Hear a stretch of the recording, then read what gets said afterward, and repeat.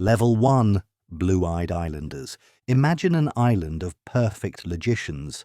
You can see everyone's eye colour except your own. There are no mirrors, no reflections, and no gossip. A visitor arrives and announces publicly, "At least one of you has blue eyes." A sacred rule holds. If you ever deduce your eye colour with certainty, you must leave at midnight. If you see no blue-eyed people, the announcement can only be true if you are blue-eyed, so you leave the first night. If you see exactly one, you wait. You think if they had seen none, they would have left on night 1.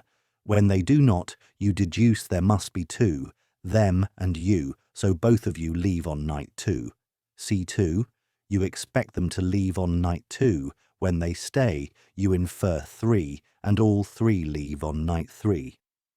In general, if there are K blue-eyed people, everyone leaves on night K. Here's the twist. The visitor told no one a new fact. Anyone seeing a blue-eyed person already knew at least one existed. What changed was common knowledge. Now everyone knows that everyone knows it. That extra layer starts the countdown. Level 2.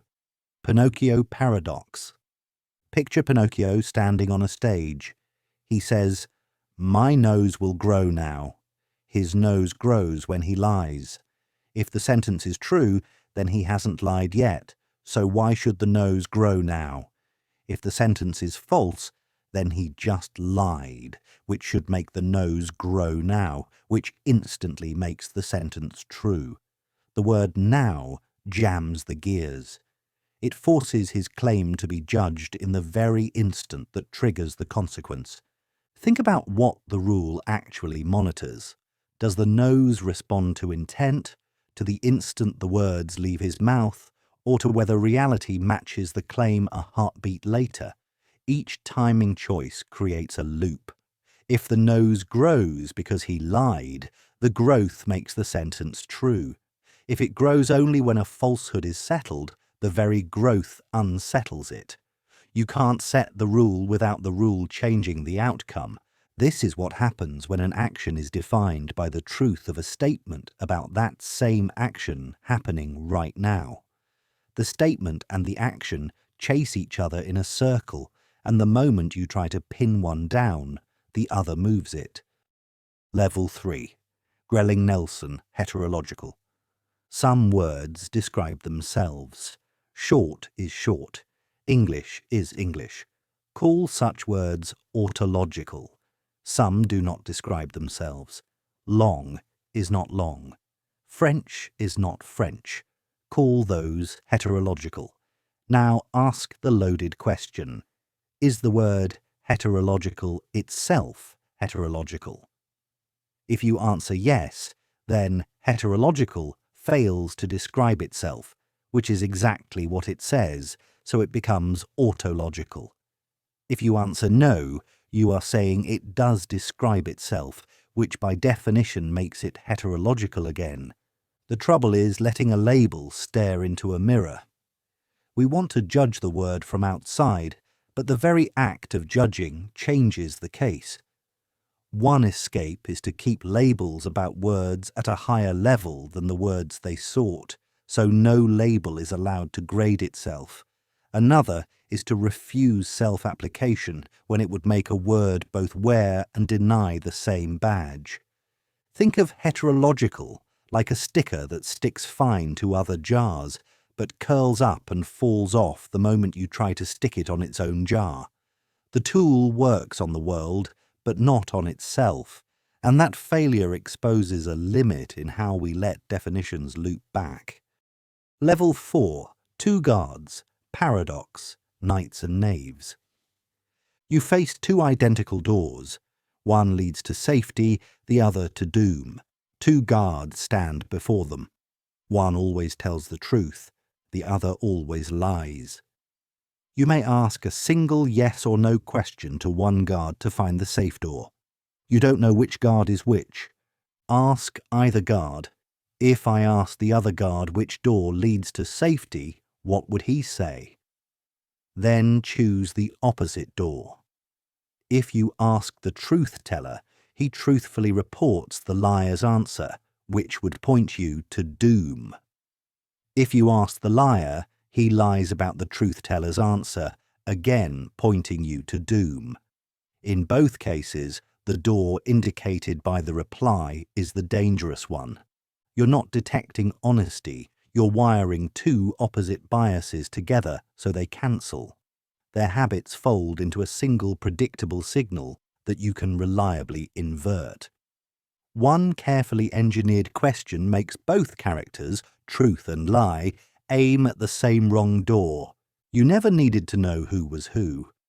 You only needed a question that forced opposite natures to agree, so you could safely read the answer backward and step through the right door. Level 5. Boolos'Hardest logic puzzle.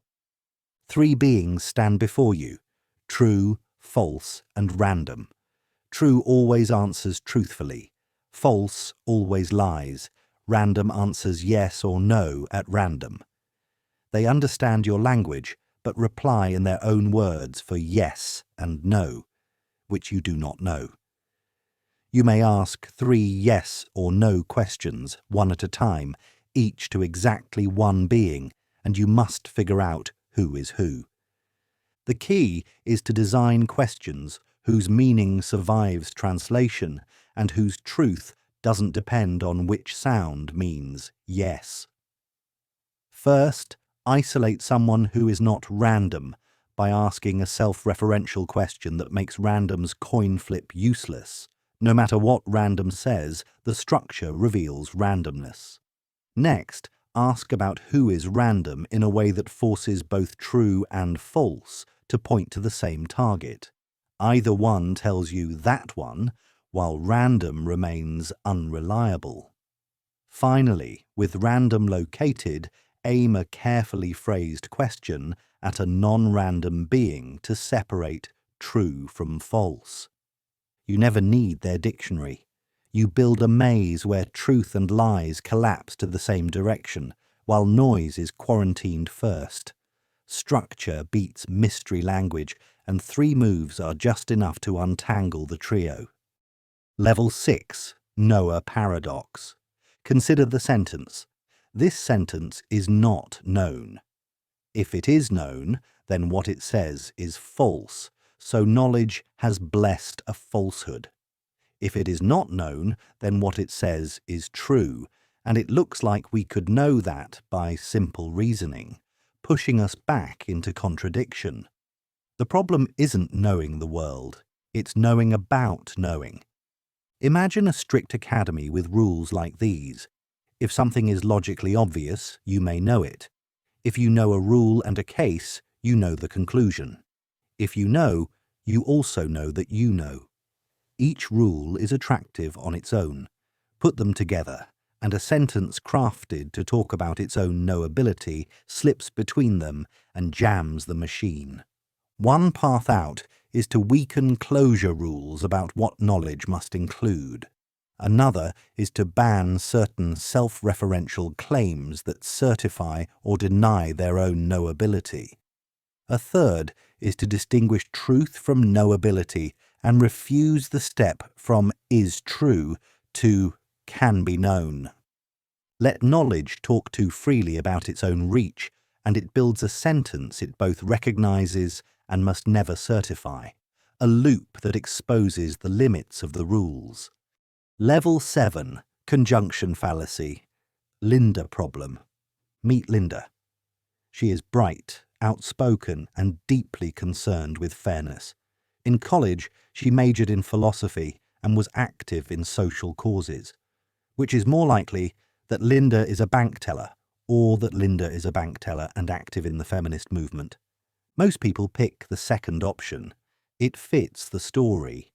But A and B cannot be more likely than A alone. Adding details narrows possibilities. The vivid description makes the second line feel right because it represents Linda better, not because it's statistically larger.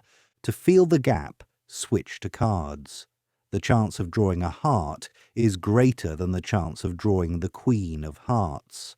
The second description is richer, but richer means rarer. Our minds slide from probability to typicality and mistake a good match for a bigger set.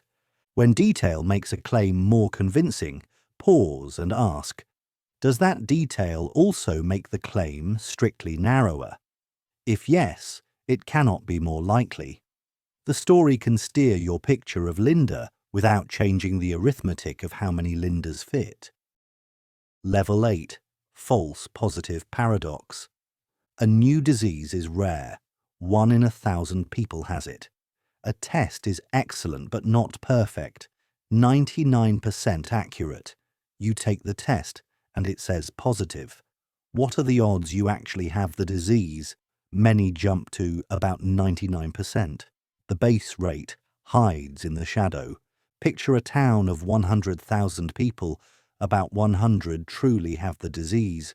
Of those, the test will flag around 99.9. But among the 99,900 healthy people, 1%, about 999, will still test positive. Now count the positives the lab sees, roughly 99 true positives and 999 false positives. So a random positive is real only about 99 out of 1,098, around 9%. The test is still excellent. What misleads us is rarity. When the thing you're looking for is scarce, even a small false alarm rate overwhelms the real hits. Good reasoning needs 3 ingredients mixed together: how common the thing is, how often the test catches it, and how often it cries wolf. If a positive would change your life, check the base rate, the test's false positive rate, and whether a confirmatory test is available before you leap. Level 9. Catch-22. You need a special permit to fly a mission. The rule says permits are granted only to those who genuinely do not want to fly. Wanting to fly proves you're reckless. But there's another rule. Anyone who refuses to fly is clearly sane and therefore fit to fly. If you apply, your desire to fly disqualifies you. If you refuse, your clear-headed refusal qualifies you, which forces you back into the air. Each rule sounds reasonable on its own. Together, they fold into a trap. The system judges you by your reaction to the system, so every move becomes evidence against itself. Ask, and you're reckless. Refuse, and you're fit. Circle back, and the door you just opened shuts behind you. There are only 2 real escapes. Challenge the frame. Rules that define eligibility in terms of your response to the rules are circular and should be rejected. Or split diagnosis from duty, so the test cannot feed on the behavior it provokes. Until then, the maze keeps moving its walls to block whichever path you choose. Level 10. Ostrogorski paradox. An election pits Party Red against Party Blue. Voters care about 3 issues: transport, housing, and safety. On each issue separately, a majority prefers Blue's policy to Red's. Yet Red wins the election. How? Because elections are bundles, not checklists. Group A loves Blue on transport, but dislikes Blue on housing. Group B loves Blue on housing, but dislikes Blue on safety. Group C loves Blue on safety, but dislikes Blue on transport. When forced to choose one package, each group hesitates. Some peel off to Red for second-best reasons. Some stay home. Red's smaller but unified base votes Red across the board. Issue-by-issue majorities vanish inside the packaging. Picture 3 blocks of equal size. Each block treats a different blue plank as vital and the others as negotiable. Packaging splinters them while Red's faithful march in a line. Change the wrapper. Issue referenda. Approval voting, better party discipline, and fewer voters face painful trade-offs. Most people prefer Blue on each issue doesn't guarantee most people prefer Blue overall. When preferences ride inside bundles, the wrapper can flip the result. Level 11. Galileo's Paradox. Line up the counting numbers in one column, 1, 2, 3, 4, 5. In the other column, write their perfect squares, 1, 4, 9, 16, 25. Pair each number with its square, 1 with 1, 2 with 4, 3 with 9. No number is left without a partner. The pairing seems to show there are just as many squares as there are counting numbers, yet squares feel rarer. Most numbers aren't squares. Walk through the first 100 numbers and only a handful are squares. How can as many coexist with rare? The trick is that infinity doesn't behave like a big finite crowd. In a finite crowd, a subgroup is always smaller than the whole. With infinite crowds, you can sometimes match the whole to a seemingly thinner slice 1-to-1. Rarity within any initial stretch, like under 1,000, can be true, while a perfect pairing across the entire endless line also exists. This doesn't break counting. It breaks our habit of measuring size by density in a small window. In the infinite case, rarer in every early segment can still be equal in overall count once you allow perfect pairings that extend without end. Level 12. Thomson's lamp. A lamp sits on a table. At noon, it is off. After 30 seconds, you flip it on. After 15 more seconds, you flip it off. After 7.5 seconds, you flip it on again. You keep halving the weight and flipping forever, finishing all flips before 1 o'clock. When the clock strikes 1, is the lamp on or off? You can point to every flip and show the opposite will soon undo it. For any moment before 1, another flip is still coming. At 1 exactly, there's no last flip to settle the state. We completed infinitely many moves in a finite time, something everyday life never presents. And the question, what's the final state, no longer has a straightforward anchor. One way to diffuse the headache is to say the setup describes actions without a well-defined outcome. Another is to forbid procedures that require a last step where none exists. Either way, the lamp story exposes a gap between rules that work in ordinary sequences and what happens when you cram infinitely many steps into a shrinking timeline. The puzzle isn't about electricity, it's about what after all the flips means when all has no final flip to point at. Level 13. Bernadete's Paradox. Imagine a straight path with 1,000 invisible sentries spaced closer and closer to the starting line. Each sentry has the same rule. If you step past me, I will stop you. You resolve to take a stroll. You step forward. No one acts, because you haven't crossed anyone yet. You step again. Still nothing. For any particular sentry, there's always another closer to the start, so there's no first one to trigger the stop. Yet put the whole line of rules together, and it seems you can never get moving at all. Here's the oddity. No single event stops you, but collectively they prevent motion. Every conditional sits waiting, but none fires, because there's no earliest point of violation. The path is clear in every specific place you might name, and blocked in the total description. The puzzle shows how stacking infinitely many "if you pass me, I'll act" conditions can create a barrier with no first blocker. It's a clash between local checks, each rule looks fine, and global effect. The whole collection forbids stepping off. Individually, nothing stops you. Taken together, everything does. Where no first cause exists, the effect still seems guaranteed. Level 14. Information Cascades. You're choosing a restaurant in a new city. 2 places, A and B. You peek through a window and see one happy table at A, Your friend glances a different window and sees one happy table at B. You start to walk toward A. A stranger arrives late, sees only your movement and thinks you know something. They follow you. A fourth person sees two people heading to A, and even if they privately liked the look of B, they go with the crowd. Soon, a line forms at a while. B sits empty, despite the first two private signs being split. No one acted stupidly. Each person updated rationally on limited public evidence. But once enough people have moved based on prior movers, later people ignore their own tiny private signal. The public trail outweighs it. A cascade begins. Action begets action, and the original information can't be recovered.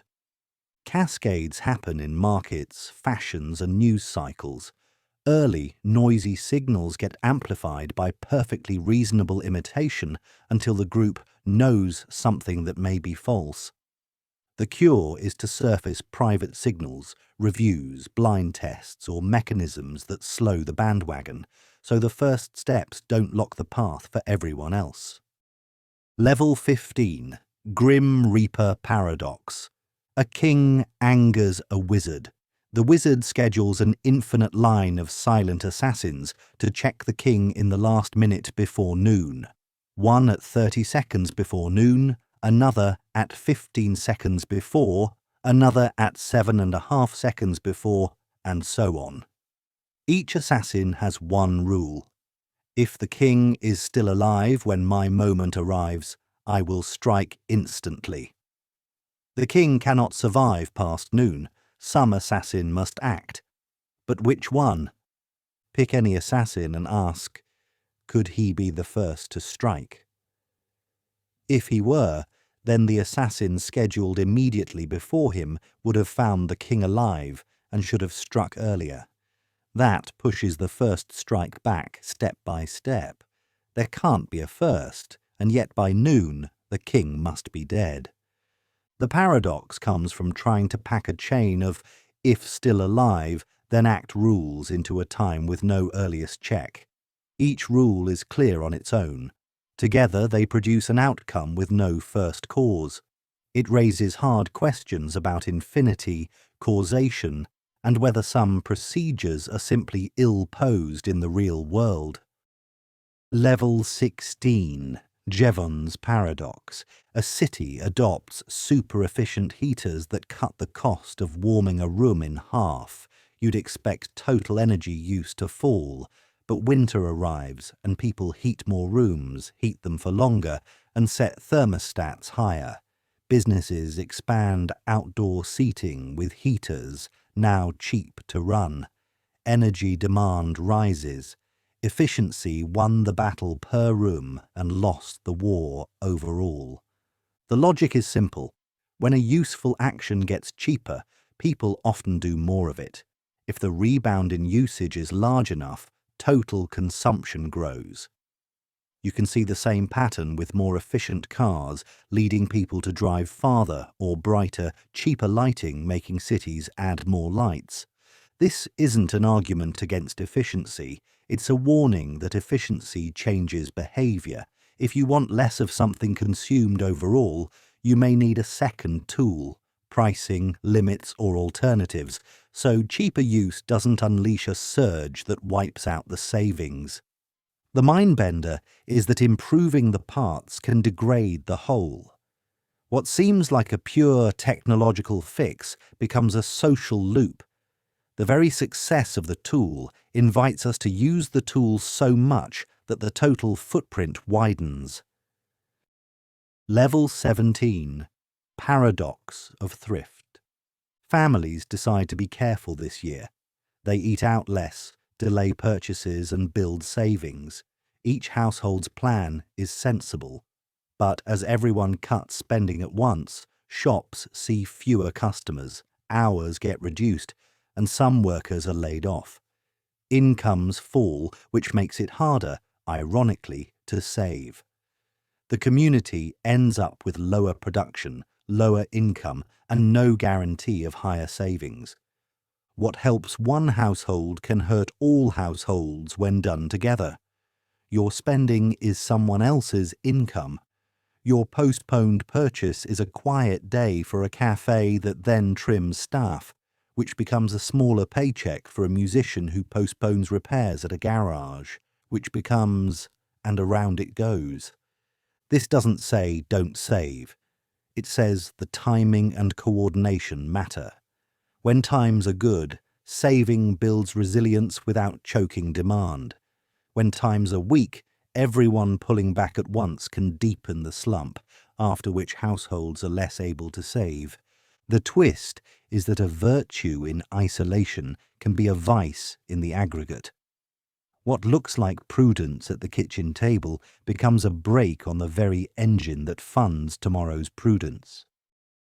Level 18, Preference Reversal. Offer 2 gambles. Gamble. A pays a modest prize with a high chance. Gamble B pays a big prize with a small chance. When asked to pick one to play, many choose the steady A. Later, ask people to price each gamble. How much would you sell your right to play it? Now the same people often assign a higher price to B. Choices and prices flip. Why? When choosing, attention sticks to will I probably win, and the safer feel of A.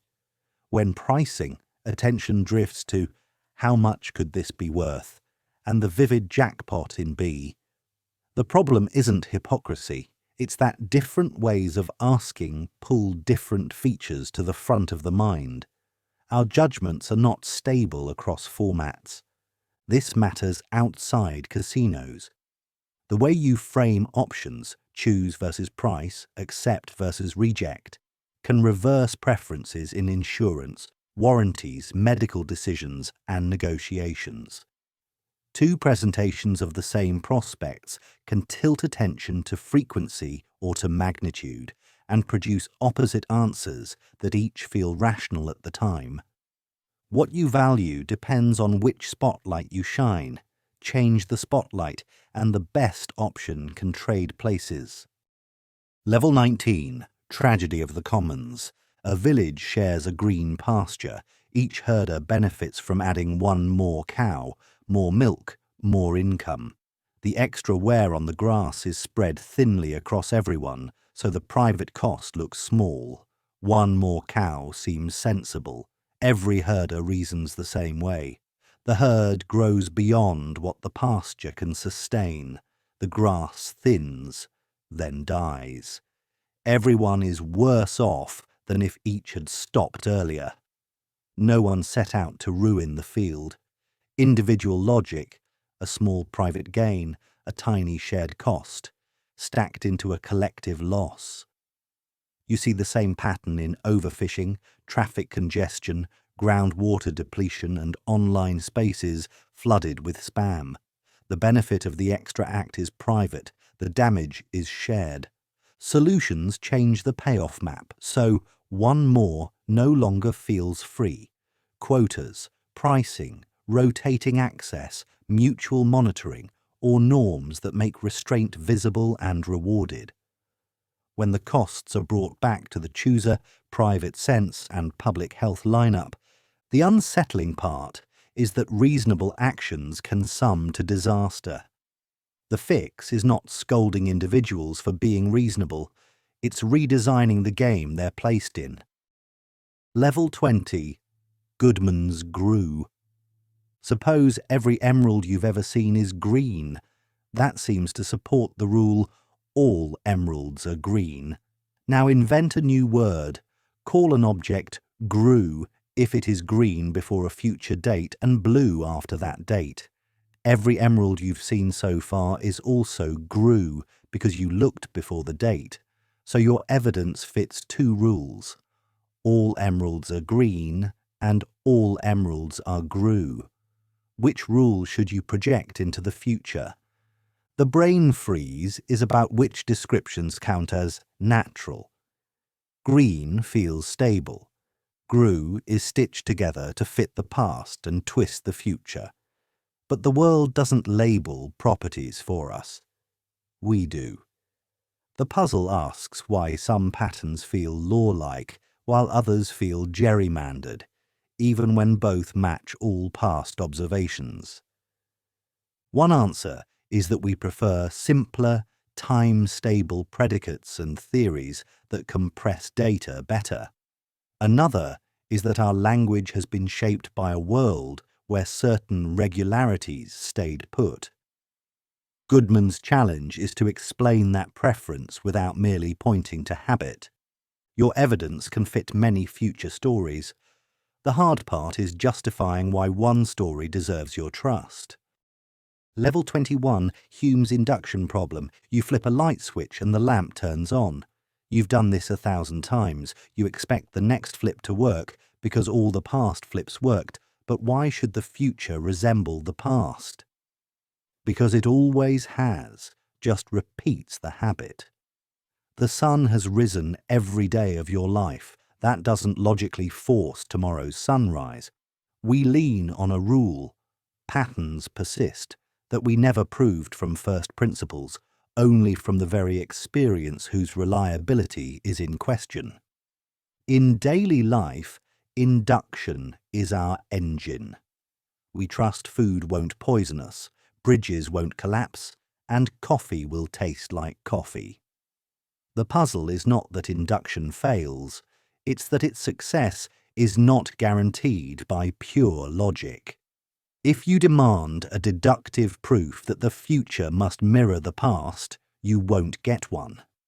If you settle for, it's worked so far, you've smuggled the conclusion into the premise.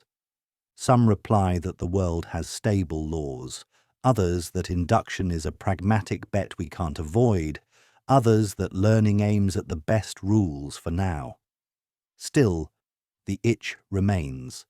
Our most basic expectation, tomorrow will echo today, rests on a ladder we're already standing on. Level 22, Paradox of Analysis. Suppose you define bachelor as unmarried man. If your definition is correct, it tells us nothing new. Everyone already knew that. If it is new, then it must not be strictly the same meaning, and therefore not exactly correct. A good analysis should be both accurate, same meaning, and informative, teaches us something. Those goals seem to tug in opposite directions. Picture explaining triangle to a child. If you say three-sided polygon, you've said the same thing in crisper terms, useful, but not revealing a shocking fact. If you say a shape that always has angles adding to 180 degrees, you've taught something interesting, but you've moved from meaning to a property that follows from the meaning. Where does analysis live? Inside the meaning, or in the web of consequences? One way to ease the tension. Aim for illuminating equivalence. The best analyses match meaning closely while also packaging it in a way that unlocks its consequences with less effort. Another route distinguishes linguistic synonymy from conceptual understanding. Even if two phrases mean the same, one can be a better mental handle. An analysis can be the same in content, yet better in how it helps minds grip the concept. Level 23, the Munchhausen Trilemma. You're asked to justify a claim. You give a reason. Your listener asks for the reason behind that reason. Keep going, and you face 3 doors. Door 1, infinite regress. Each reason needs a deeper reason, forever, and you never arrive. Door 2, circularity. Eventually, you use a reason that depends on the very claim you are justifying. Door 3, brute stop. You pick some foundations and say, here we rest, offering no further proof. Everyday reasoning mixes the 3. Science leans on observations and basic math axioms. Brute stops. Uses prior results to support new ones, which sometimes loop conceptually, and pushes regress farther than ordinary talk, yet it still bottoms out somewhere. You can chase why down the staircase, but the staircase cannot be infinite, and also bring you to a landing you can stand on. The point isn't despair, it's honesty about structure. Systems of thought must anchor somewhere, or they whirl, or they sneak in their own conclusion. Knowing the trilemma helps you see where your own beliefs park the bus, where your opponents do, and whether either of you is accidentally driving in circles. Every justification ends in regress, circle, or ground. The trick is choosing your landing knowingly. Level 24. Aumann's Agreement. Two equally sharp analysts start with the same background worldview. They look at different private pieces of data about the same question. Then they meet and share only their final probabilities. I'm 70%. I'm 30%. And they know the other reasons exactly as they would reason. If both are perfectly rational, and this exchange is common knowledge, they can't agree to disagree. They must keep exchanging, updating on the fact of each other's opinions until they converge. That feels wrong, because in life, smart people disagree all the time. But the theorem's power hides in its setup. Real disagreements usually involve different priors, hidden asymmetries, noisy communication, or the lack of true common knowledge about how the other is computing. Strip those away, and your partner's belief is evidence as strong as seeing what they saw. Their 70% is a message from your own brain living in another body. The result isn't a command to conform, it's a spotlight on why we diverge. Somewhere we lack shared background or honesty, or the patience to exchange evidence until the numbers meet. Under perfect transparency and shared starting points, rational minds lock to the same dial. Level 25. Schelling's burning money. You're negotiating a price for a car. The seller wants $10,000. You want $8,000. If you could credibly show you cannot pay more than $8,000, the seller might accept rather than risk losing the deal. So you do something wild. You cut up your own access to funds above $8,000. Say you bring only that much in cash and no cards. You just burned money to make a threat credible. Now, I can't pay more isn't a bluff. It's a fact. This reverses normal bargaining logic.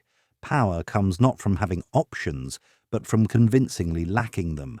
Destroying your own flexibility changes the other side's best response. A general burns a bridge to make retreat impossible. A company signs a contract with penalties to prove commitment to a delivery date.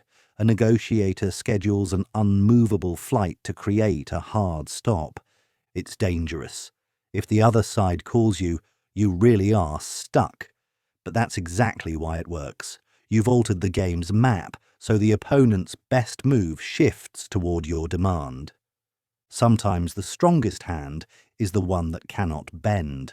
By shrinking your future choices, you expand your power over someone else's present choice. Level 26. Parfit's Hitchhiker. You break down in a desert. A driver stops. She can save you if she believes you'll pay her $1,000 once you reach the city. There's no way to force payment later. At that moment, after rescue, paying gets you nothing new. The rational move, then, is to keep the money. Knowing this, the driver leaves you. You die, even though you would have lived if you were the kind of person who pays after rescue. The puzzle pits two kinds of rationality. Act-based reasoning says, at the moment of choice, pick what benefits you now, don't pay. Policy-based reasoning says, choose to be the sort of agent who keeps the promise because that type gets rescued. The payoff to your present action depends on how others predict you'll behave later.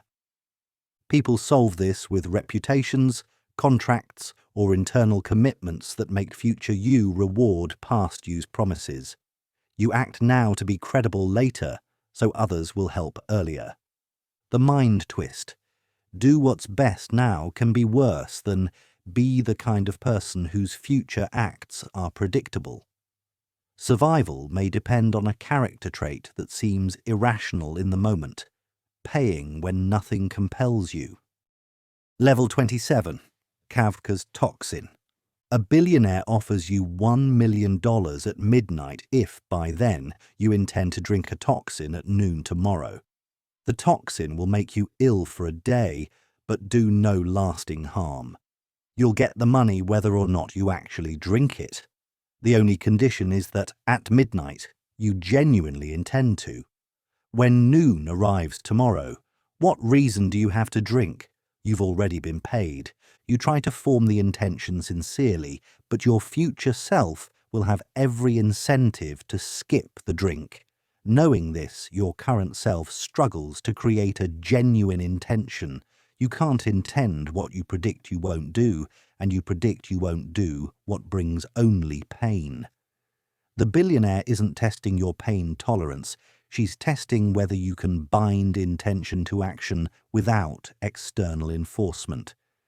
People build bridges over this gap with pre-commitment, public promises, penalties, or devices that make tomorrow's action unavoidable.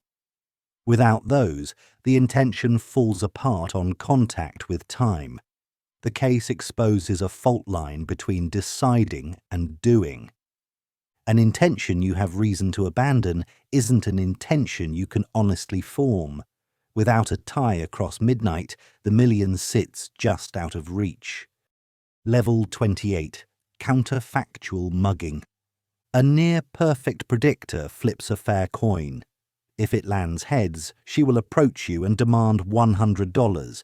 If you pay, she later deposits $10,000 into your account.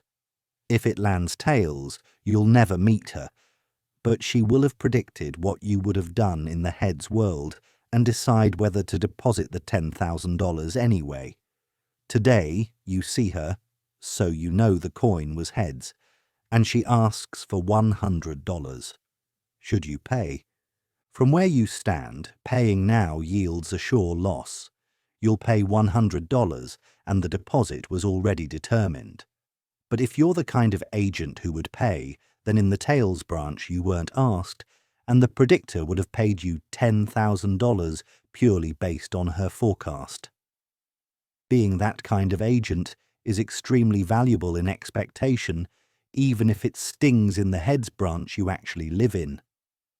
It's a clash of decision theories.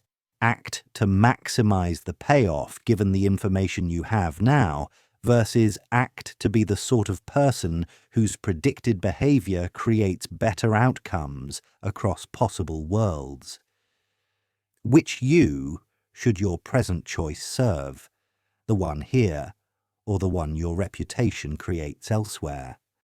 Level 29. Absent-minded driver. You're driving home at night, tired. The highway has two identical exits. If you take the first, you end up at a bad motel. If you take the second, you reach your cozy bed. If you miss both, you land far away in a worse place. Here's the catch. When you reach an exit, you cannot tell whether it's the first or the second. You're absent-minded. Before starting, you choose a rule. Take the next exit with probability P. Planning says, pick P to maximize expected happiness from the start, but once you arrive at an exit, acting on local information alone says, take it, because if you're here, there's a decent chance it's the second. The plan that was optimal at mile zero clashes with the choice that seems optimal at the ramp. If you keep switching to what seems best now, you can do worse overall. The puzzle separates ex-ante optimal rules from in-the-moment appetites. Sometimes the move that looks best from the driver's seat isn't best from the mapmaker's view. The solution is to honour the plan you chose with full view, even when local temptation whispers otherwise. Commitment can beat cleverness at the ramp. Level 30. Dutch Book. A bookie watches your bets. You believe Team A wins with 60% chance, but you're sloppy about odds in linked bets. The bookie offers you a menu that each seems fine alone, but together they guarantee you lose money no matter who wins. That menu is a Dutch book. It works only if your probabilities don't hang together. Imagine you buy a $60 ticket that pays $100 if Team A wins, fair at 60%. Then you also sell a $55 ticket that pays $100 if Team A loses, as if you believed 55%. Add the cash flows. In either outcome, you've paid more than you can possibly receive. The bookie has stitched your mismatched beliefs into a sure loss. The lesson isn't never bet.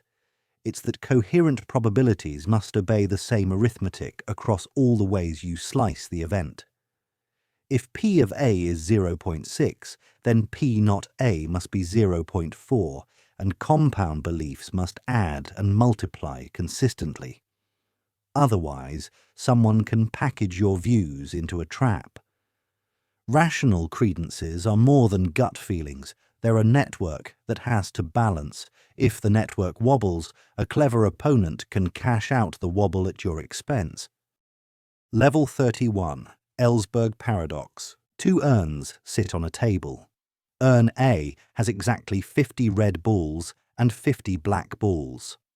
Urn B has 100 balls in some unknown mix of red and black. You may bet on a colour. If you draw that colour, you win. Most people prefer betting red from urn A over red from urn B. Then, when offered black, they also prefer black from urn A over black from urn B. That pair of choices can't be explained by ordinary risk alone. You're avoiding ambiguity, not just bad odds. In urn A, the risk is clear, a clean 50-50. In urn B, the risk is murky. Maybe it's 90 red, maybe it's 10. Ambiguity aversion makes us pay a certainty premium to avoid the unknown, even when the unknown could favour us. The kicker is that preferring A for red and A for black implies you think A is better than B, no matter which colour you name, yet both colours can't be strictly safer than both colours at once. In real life, we shy from investments, medical choices or policies whose probabilities we can't pin down, even when the range includes outcomes better than our safe bet. Our gut often values clarity over potentially higher but vaguer expectations. Level 32. Allais Paradox. Face two choices. Set 1. A. $1 million for sure. B. A lottery. 89% chance of $1 million, 10% chance of $5 million, 1% chance of $0. Many pick A. Certainty feels golden. Set 2. C. 11% chance of $1 million, 89% chance of $0. D. 10% chance of $5 million, 90% chance of $0. Here, many pick D. The bigger win is worth the small extra risk. Those two picks together violate the independence axiom of expected utility. If you remove the 89% chance of $1 million from A and B, a common consequence, the remainder compares exactly to C versus D. Consistency would mean if you prefer A over B, you should prefer C over D. Yet people often choose A and D. What's going on is the certainty effect. The jump from 89% to 100% feels bigger than any other 11% jump, even when the math treats equal probability shifts equally. Our attention clings to for sure in set 1, then pivots to how big is the upside in set 2. Presentation changes which feature dominates.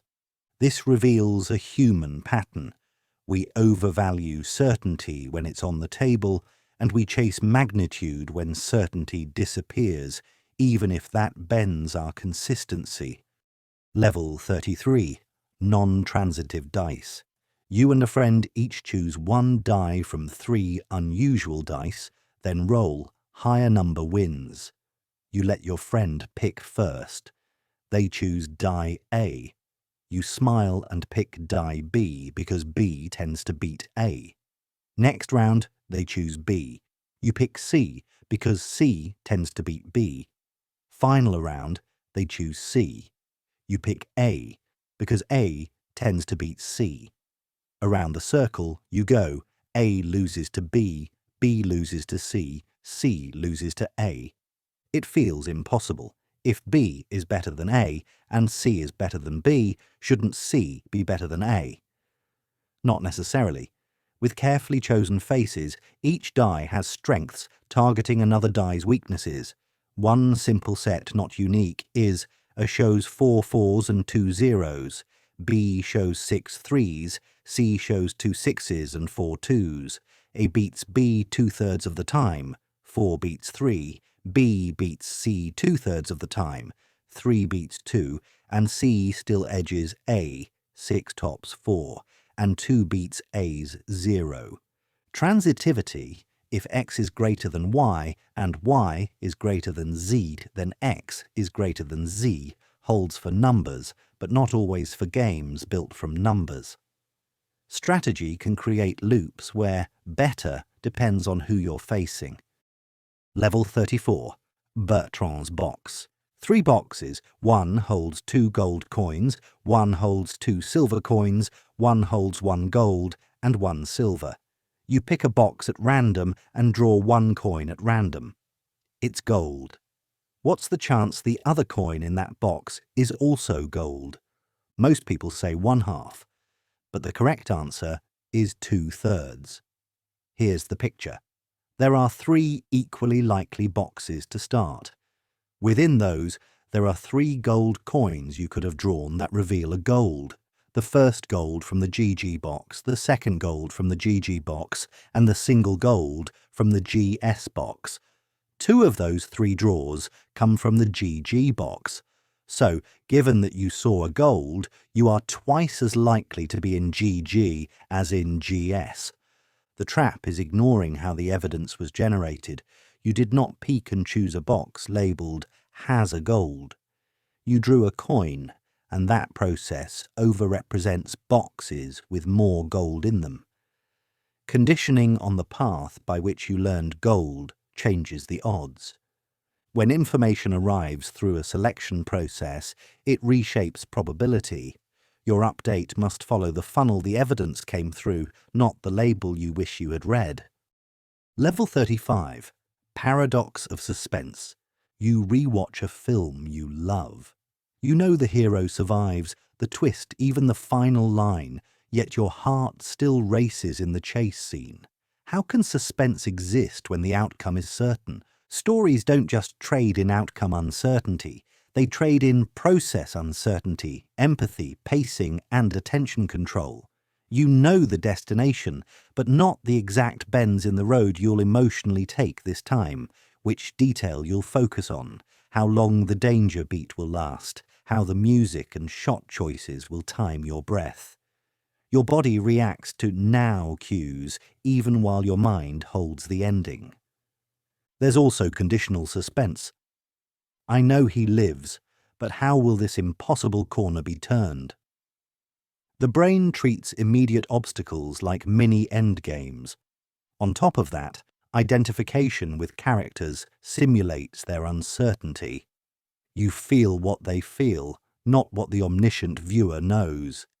So, knowledge doesn't erase tension, it moves it. The game becomes about how the inevitable happens and what it costs, not whether it happens. Familiarity can even sharpen the feeling because you sense the trapdoors coming and brace against them all over again. Level 36. Trolley problem. A runaway trolley is racing toward 5 workers tied to the track. You are beside a lever that will divert the trolley onto a side track where one person is tied down. No other options, no time to shout. If you do nothing, 5 die. If you pull the lever, 1 dies because of your choice. Which feels worse, letting harm happen or causing a smaller harm to prevent a larger one? You can hear both inner lawyers at once. One says, save the most lives. If 5 beats 1, pull. The other says, don't make yourself the author of a death. You aren't required to use a person as the means to an end. The numbers lean one way, the sense of agency leans the other. Many people who would donate a kidney to save 2 lives still freeze at the lever because pushing the world is different from letting the world run. Now notice the deeper rub. Any rule you choose must live past this moment. Always save the most, licenses grim acts elsewhere. Never intervene accepts awful avoidable losses. The lever tests not just compassion, but the kind of principle you want guiding you when the next ringing track appears. Level 37, Footbridge Dilemma. The same trolley barrels toward 5. This time, you are on a footbridge above the track. A very large man stands beside you. If you push him onto the track, his body will stop the trolley and the 5 will live. If you don't, the 5 will die. The numbers match the switch case, yet most people recoil here. Why? Because method matters. Pulling a lever feels like redirecting a danger. Hands-on pushing feels like using a person as a tool. One frame treats harm as a tragic side effect of saving, the other treats harm as the instrument of saving.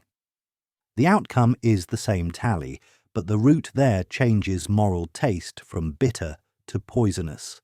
Your reactions reveal 2 competing compasses. Consequentialism says outcomes decide. 5 saved beats, 1 lost, either way. Deontology says some lines should not be crossed even for good results. People are not sandbags. We live with both voices, and they fight hardest when the arithmetic stays constant while the intimacy of the act changes. The footbridge forces a confession. It's not just how many, it's how.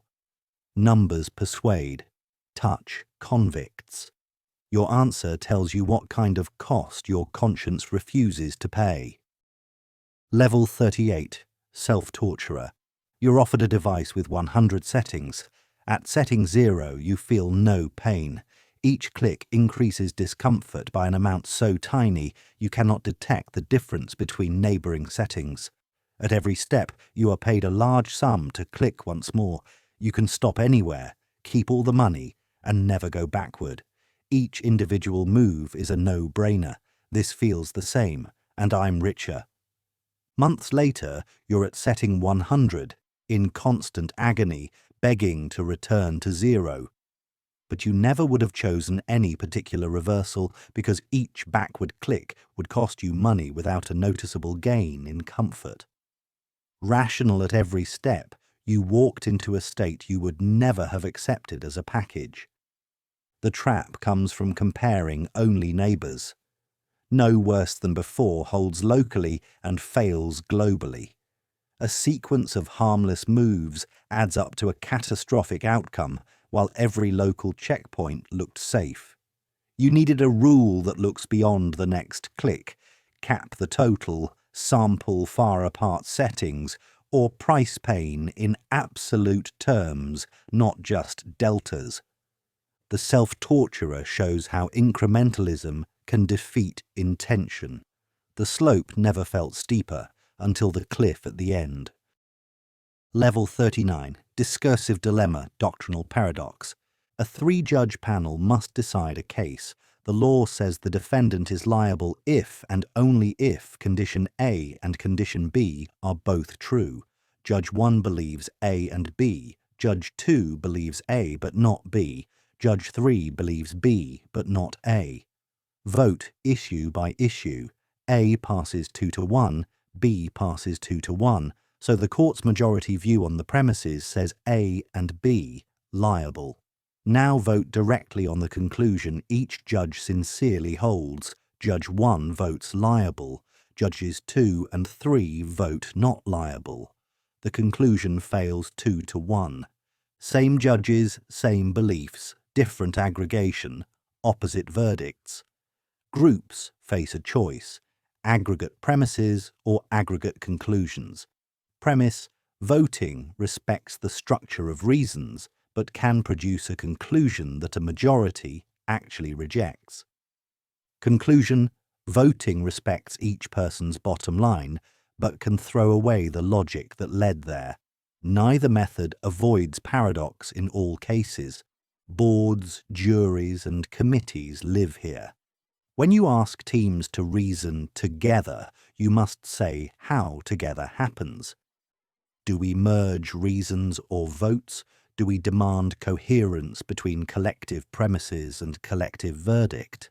The wrong rule can make a rational group guarantee an irrational outcome.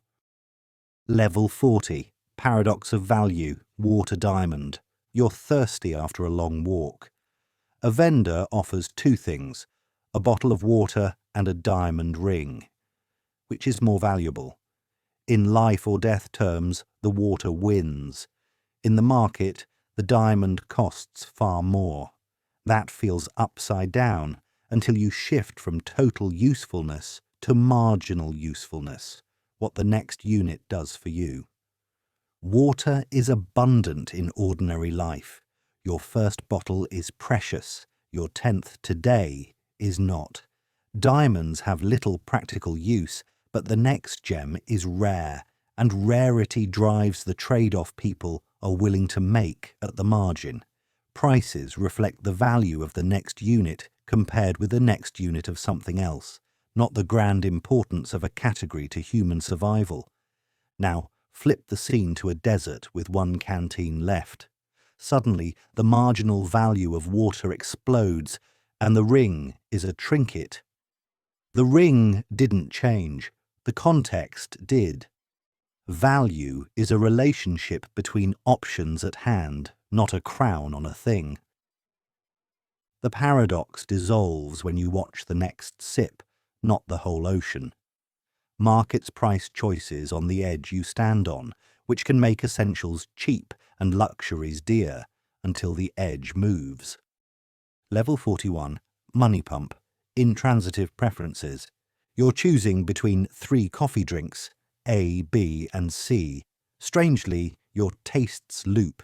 You prefer A to B, B to C, and, oddly, C to A. A clever barista notices. She offers trades for tiny fees. You start with A. She says, for just 10 cents, I'll upgrade you to B. You like B more than A. You pay. Now she offers, for 10 cents, move from B to C. You like C more. You pay again. Last offer. For 10 cents, switch from C back to A, your favourite over C. You pay a third time and end exactly where you began, only 30 cents poorer. Nothing forced you. Each trade felt like an improvement. The barista merely walked around your taste cycle, collecting tolls. Any time your preferences are intransitive, they chase their tail. Someone can money pump you by selling you the feeling of progress on a loop. Markets, negotiations, and even daily habits exploit this. Upgrade, optimize, return to classic. The cure isn't to become a robot, it's to check for cycles before acting. Put the options in a circle and see if your arrows form a loop. If they do, pick a tie-break rule, price, simplicity, or commitment, and stop the wheel. Otherwise, you'll pay forever for motion that never leaves the spot. Level 42. Brace's Paradox. A city has 2 parallel routes from uptown to downtown. Each route has a slow neighbourhood street at the start, a fast highway in the middle, and another slow street at the end. When drivers split between the two, rush hour is tolerable. The city adds a shiny shortcut linking the fast middle sections. Individually, the shortcut looks perfect. I'll take the quick street, then the highway, then hop across the new link and finish on the quick street. Everyone thinks that, and everyone piles onto the same segments. Now the fast pieces jam. Because each driver chooses the route that is best given what others are doing, they create a new equilibrium where every leg you'd like to use is clogged. Total travel time gets worse after the improvement. Close the shortcut and the jam dissolves, paradoxically removing capacity speeds everyone up. This isn't just traffic. Computer networks, supply chains, and even team workflows can suffer the same fate. When local incentives point everyone to the same tempting shortcut, the system degrades. Sometimes the best fix is counterintuitive. Remove the enticing path or price it so heavily that only a few take it. More lanes aren't always better. Sometimes the road you build is the jam you buy. Level 43, Condorcet cycles. 3 friends vote on dinner. Sushi S, burgers B, or tacos T. Alice ranks S greater than B greater than T. Ben ranks B greater than T greater than S. Carla ranks T greater than S greater than B. Take any pair and hold a simple majority vote. Sushi beats burgers 2-1, Alice and Carla. Burgers beats tacos 2-1, Alice and Ben. Tacos beats sushi 2-1, Ben and Carla. Around the triangle it goes. S beats B, B beats T, T beats S. The group prefers in a cycle. Each person is consistent. The majority as a person is not. There is no stable winner that beats all others head to head. If you let the agenda setter choose the order of pairwise votes, they can deliver any outcome they want by arranging the sequence. With more options and voters, the problem doesn't vanish, it hides in bigger rooms. This is why rules matter. Ranked choice, pairwise runoffs, Condorcet methods, or simple plurality each tame cycles differently and sometimes exploit them. No system can guarantee a cycle-free result in every profile of tastes. What you can do is pick rules that reduce agenda power, reveal cycles when they exist, and make the will of the group less of a puppet for whoever controls the order of play. Level 44, Arrow's Impossibility. Imagine designing the perfect voting system for 3 or more options. Your wish list is simple. Respect everyone's rankings, treat people equally, treat options equally. If every voter prefers A to B, the group should prefer A to B, and no single voter should be a dictator. Arrow's theorem says, you can't have all that at once. For any rule that isn't a dictatorship, one of those fairness desires must fail in some situation. It's like asking for a car that is the fastest, safest, cheapest, roomiest, and most fuel-efficient simultaneously. Trade-offs are baked in. Majority rule can produce cycles. Ranked choice can fail to honour a head-to-head winner. Condorcet methods can be indecisive when cycles appear. Approval voting can punish honest nuance, and so on. This isn't a council of despair, it's a map. When you pick a voting rule, you choose which virtues to prioritise and which failure modes you can stomach. If your community hates agenda manipulation, use a method robust to it. If you value simplicity and transparency, accept certain paradoxes for the sake of trust. Democracy isn't one device, it's a toolbox, and Arrow explains why no single tool can do every job without bending or breaking. Level 45, Gibbard Satterthwaite. Your school holds a vote for the end-of-year trip, beach, mountains, or museum. The principal announces a clever, fair, deterministic system that looks at everyone's rankings and picks a winner. A student council whiz smiles. With 3 or more options, every such system, that isn't just principal decides, can be gamed. There will always be situations where at least one voter can get a better outcome by lying about their true preferences. You want mountains. Fear Beach will win, and think museum is least popular. If the rule reacts in predictable ways, you might rank mountains first, museum second, beach last. Not because you love the museum, but to siphon points away from beach. If enough people play like this, the announced rule becomes a strategy game, not a truth-telling device. Randomization and restricted domains, like single-peaked preferences, can soften the problem, but the theorem's punchline stands. With full freedom of rankings and a single deterministic winner, manipulation exists.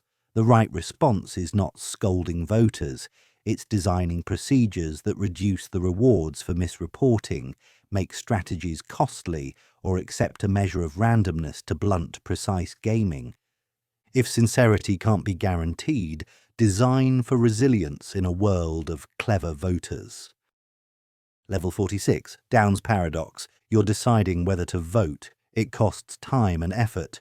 Your single ballot's chance of deciding the election is microscopic, smaller than a lightning strike. If you compute expected personal gain, voting looks irrational. Yet if everyone reasoned this way, turnout would collapse and the system would wobble. How do citizens make peace with the math? People don't vote only to tip the outcome.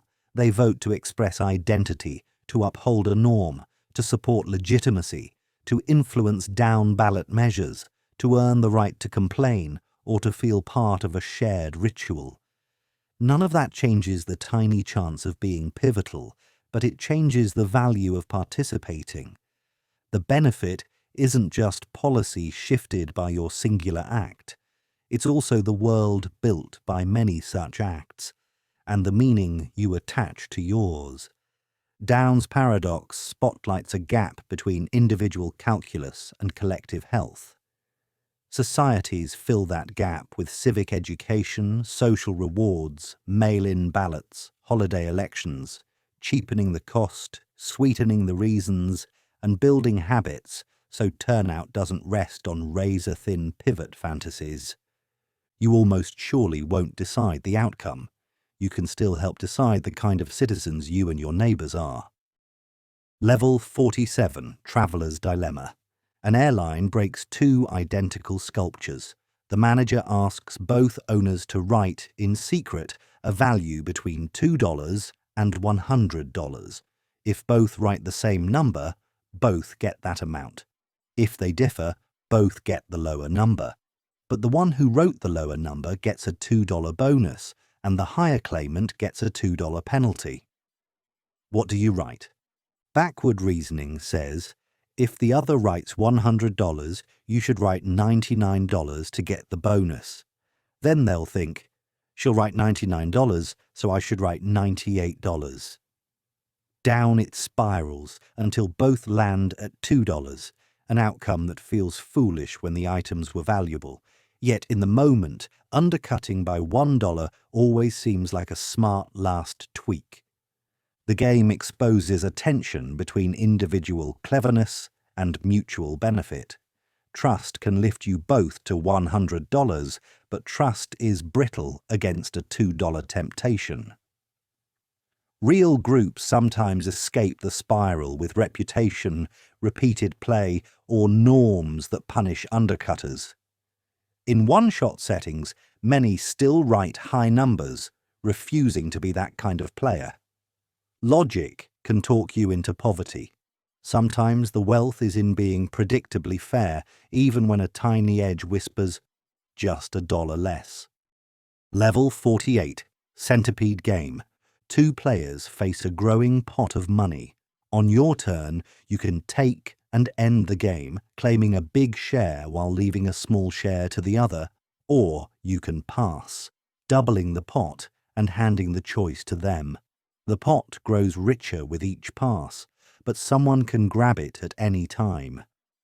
Classic backward reasoning says the second player will take on their first chance, so the first player should take immediately, ending the game at the start. In practice, people often pass several times, building trust and splitting a larger pie. Why? Because the sterile logic ignores signals about fairness, reputation, and the desire to reward cooperation. Each pass says, I'm not here to exploit you. Reciprocate. The shadow of future interactions, even imagined, nudges players to act like partners instead of predators. The paradox is that rationality depends on what you care about. If you value only guaranteed money, grab early. If you value relationships, mutual gain, or your self-image, passing can be best. The clean backwards proof collapses the moment human motives expand beyond cash now. We aren't just calculators. Sometimes we pay a little to prove we aren't the kind of person who takes at the first twitch. Level 49. Chain store backward induction. Picture a big chain store facing a sequence of small-town entrants. The store threatens, if anyone opens, we will slash prices and take a loss to drive you out. At the last town, that threat is empty. Why waste money on a war with no future entrants watching? Knowing this, the last entrant opens. If the store won't fight in the last town, why would it fight in the second to last? Unravelling backward, no threat is credible anywhere, and every entrant opens without fear. Yet in real markets, tough incumbents sometimes fight early entrants precisely to build a reputation that scares off the rest. They pay today to profit tomorrow. The strict backward induction story misses how beliefs travel across time. Later towns watch the earlier battles and update. The puzzle is about credibility across a sequence. What looks irrational in the final frame can be rational in a film if actions in one scene change expectations in the next. Contracts, signalling, and commitment devices exist to make "we will fight more than talk," even when it hurts locally. Threats that fail town by town can work town after town when observers stitch the scenes together into a story about who you are. Level 50. Price of Anarchy. Imagine 100 commuters choosing between two bridges. If everyone coordinated, 60 would take the wide bridge and 40 the narrow one, and both trips would be quick. Without coordination, each driver selfishly picks the route that looks fastest right now. They chase the slightly better bridge, clog it, chase the other, clog that, and settle into a jammy balance that's worse for everyone than the coordinated split. That gap, the loss from selfish equilibrium compared to the best coordinated outcome, is the price of anarchy. It shows up in network traffic, internet routing, auction bidding, and even office workflows. Left to local incentives, systems settle into stable patterns that no single individual can improve by moving alone, yet a planner could improve for all by moving everyone together. You don't need a dictator to fix it.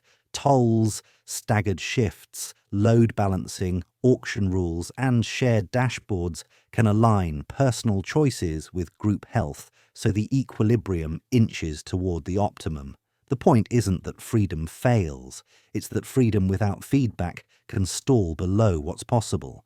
If each of us drives for ourselves, we may all sit longer.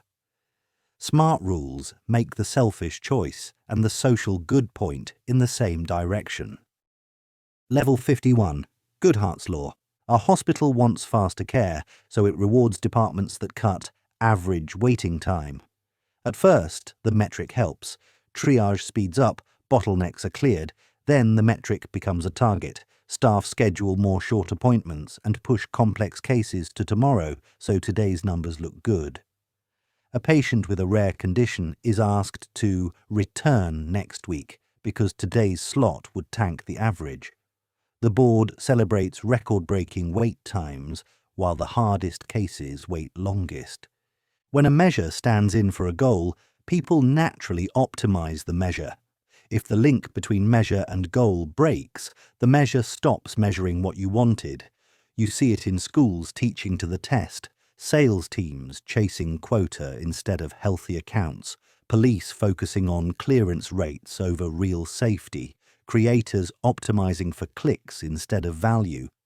The fix is to keep the goal in view and rotate or layer metrics, pair speed with outcomes, quantity with quality, averages with distributions, and include audits that punish obvious gaming. Metrics should be signals, not steering wheels. The moment a number becomes a badge you must earn to survive, it invites clever contortions that hide exactly the harm the number was meant to prevent.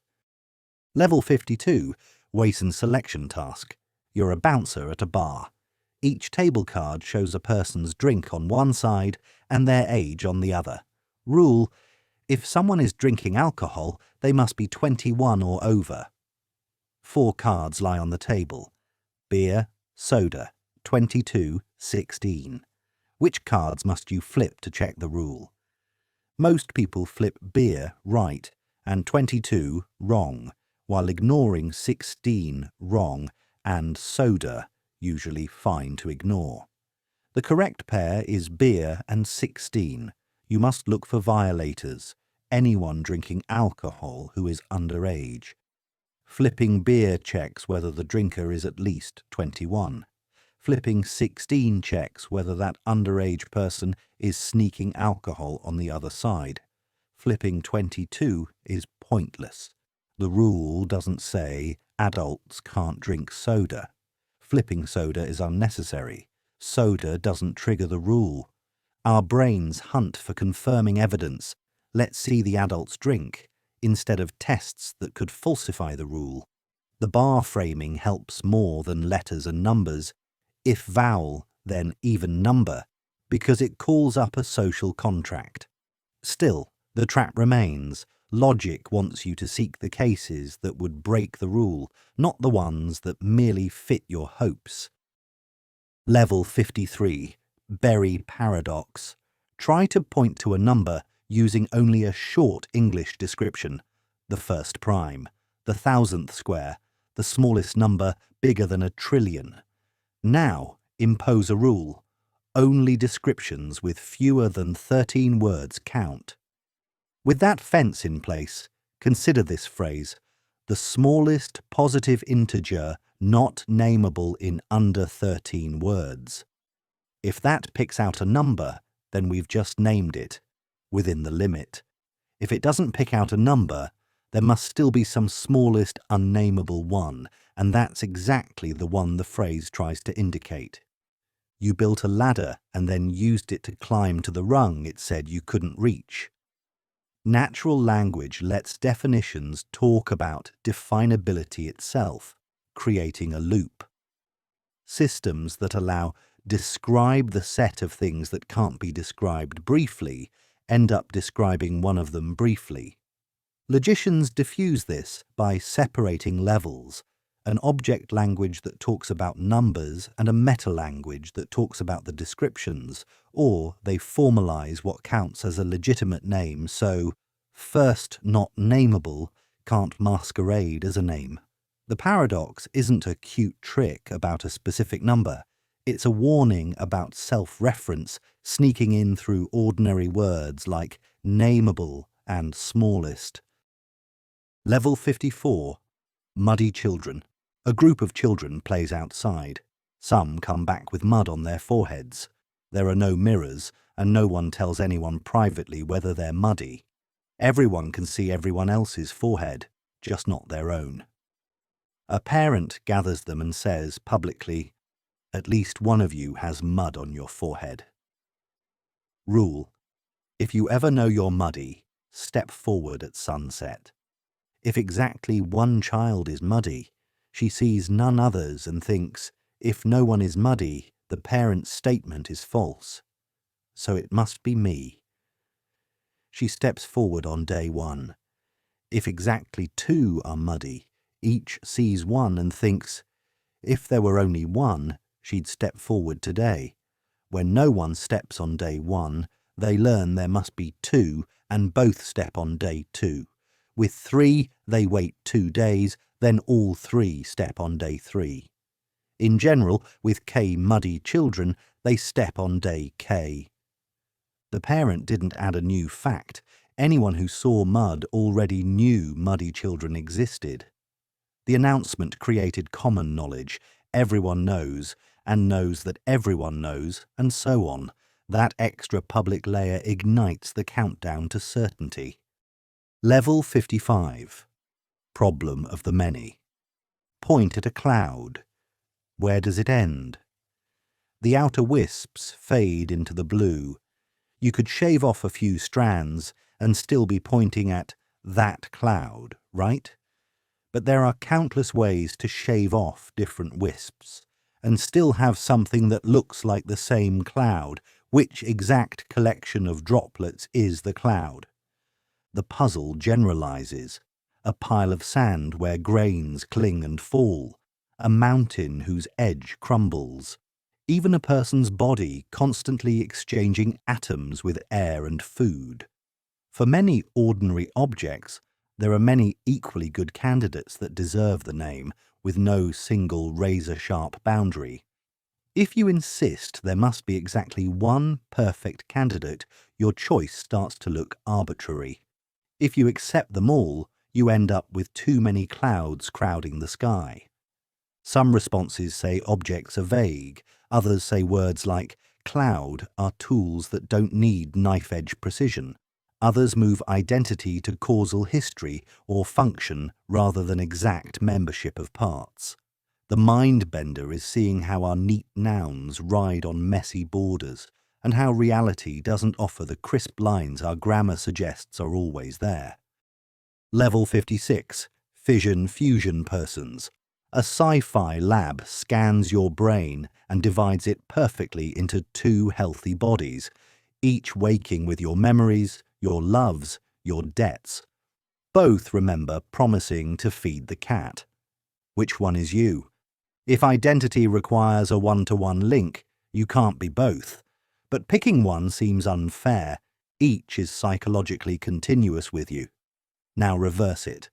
Two long-separated twins slowly merge minds until one unified person remains.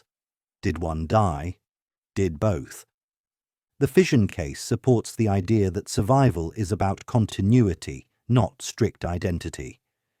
You can survive as two successors who each carry your projects forward, even if it breaks the one-person rule.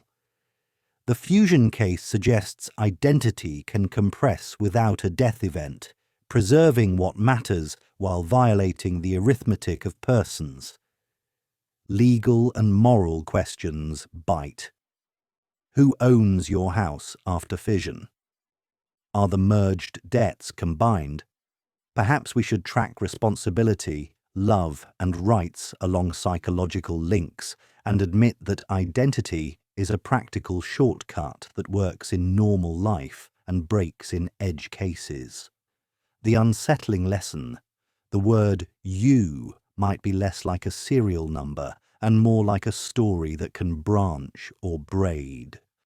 Level 57. Swampman.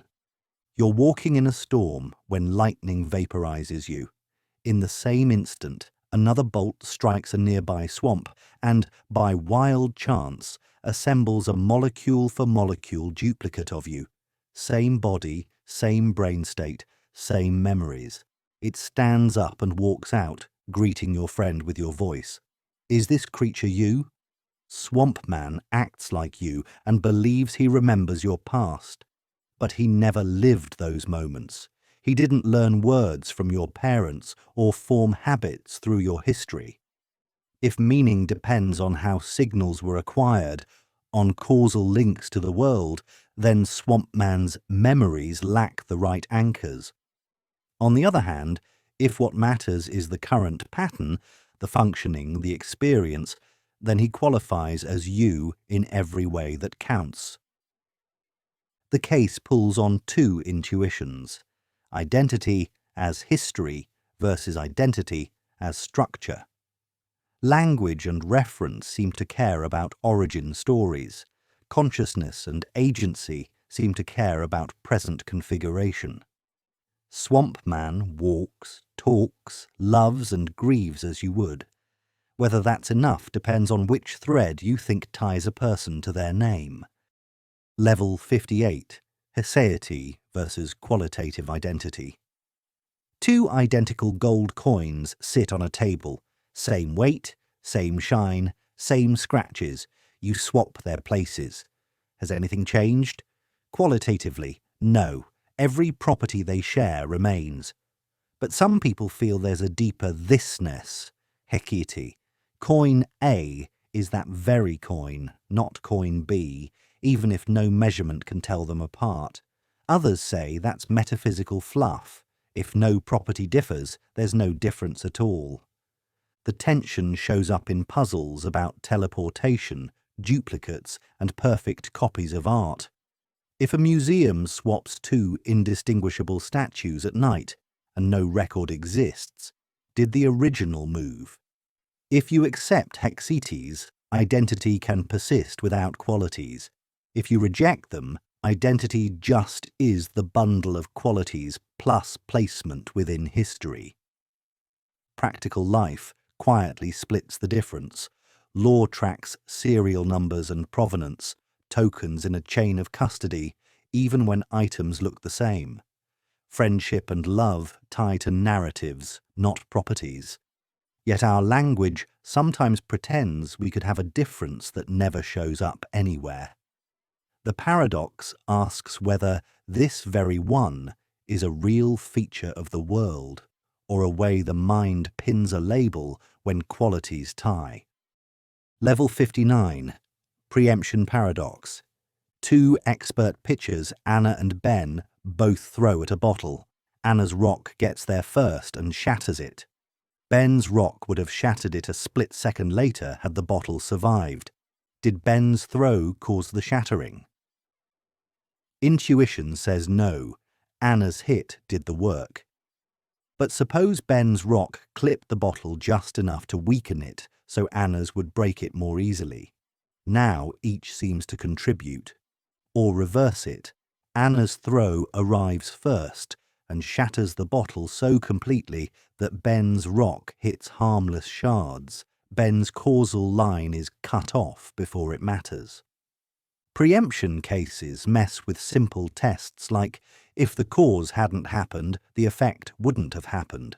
Without Anna, the bottle would still have shattered by Ben. Without Ben, the bottle would have shattered by Anna.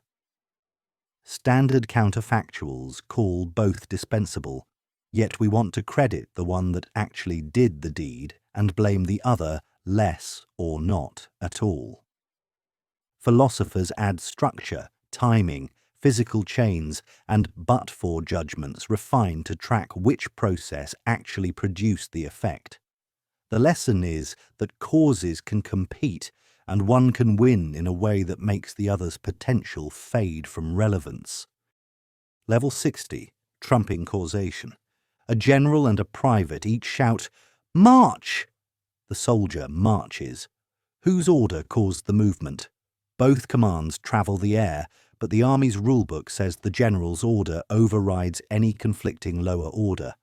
Even if the private's march is identical in sound, it's normatively inert when a superior speaks. If the general had said stop, the private's march wouldn't have moved a boot. This isn't just about rank. In many systems, rules decide which signals count as causes. A parent's permission cancels a babysitter's no. A court injunction voids a company memo. A master switch kills the effect of all the toggles downstream. The physical pushes are present, but the authority structure filters which ones carry real force. Trumping causation says sometimes two sufficient causes aim at the same effect, yet one overrides the other without changing the physics. Our ordinary counterfactuals miss this because they don't model institutional hierarchies. Once you include the rulebook, who has standing to make a difference, you see why one event counts as the cause while the other, though present, becomes background noise. Causation isn't just machinery, it's also the rules about which levers actually matter. Level 61. Bilking paradox. A reliable oracle tells you, at noon tomorrow you will receive a phone call. Suppose that call is the cause of you smiling at 12:01. Today at 11:59 you decide to beat fate. You lock your phone in a steel box, power it down, and sit in a Faraday cage. If future events can cause present ones, if tomorrow's call helps explain today's smile, then you should be able to bilk the cause by blocking it. But any plan that guarantees no call seems to unravel the prediction that made you act. Here is the squeeze. If you truly can prevent the call, the oracle wasn't reliable. If the oracle is reliable, your prevention must fail in some way you didn't foresee. Maybe the box jams and reboots, the call routes to a landline you forgot, or you never lock the phone because you spill coffee at 11:58. Attempts to profit from foreknowledge tend to erase the very condition that gave you the foreknowledge. One response says, information about the future trades only in consistent histories. You can learn facts that won't let you make them false.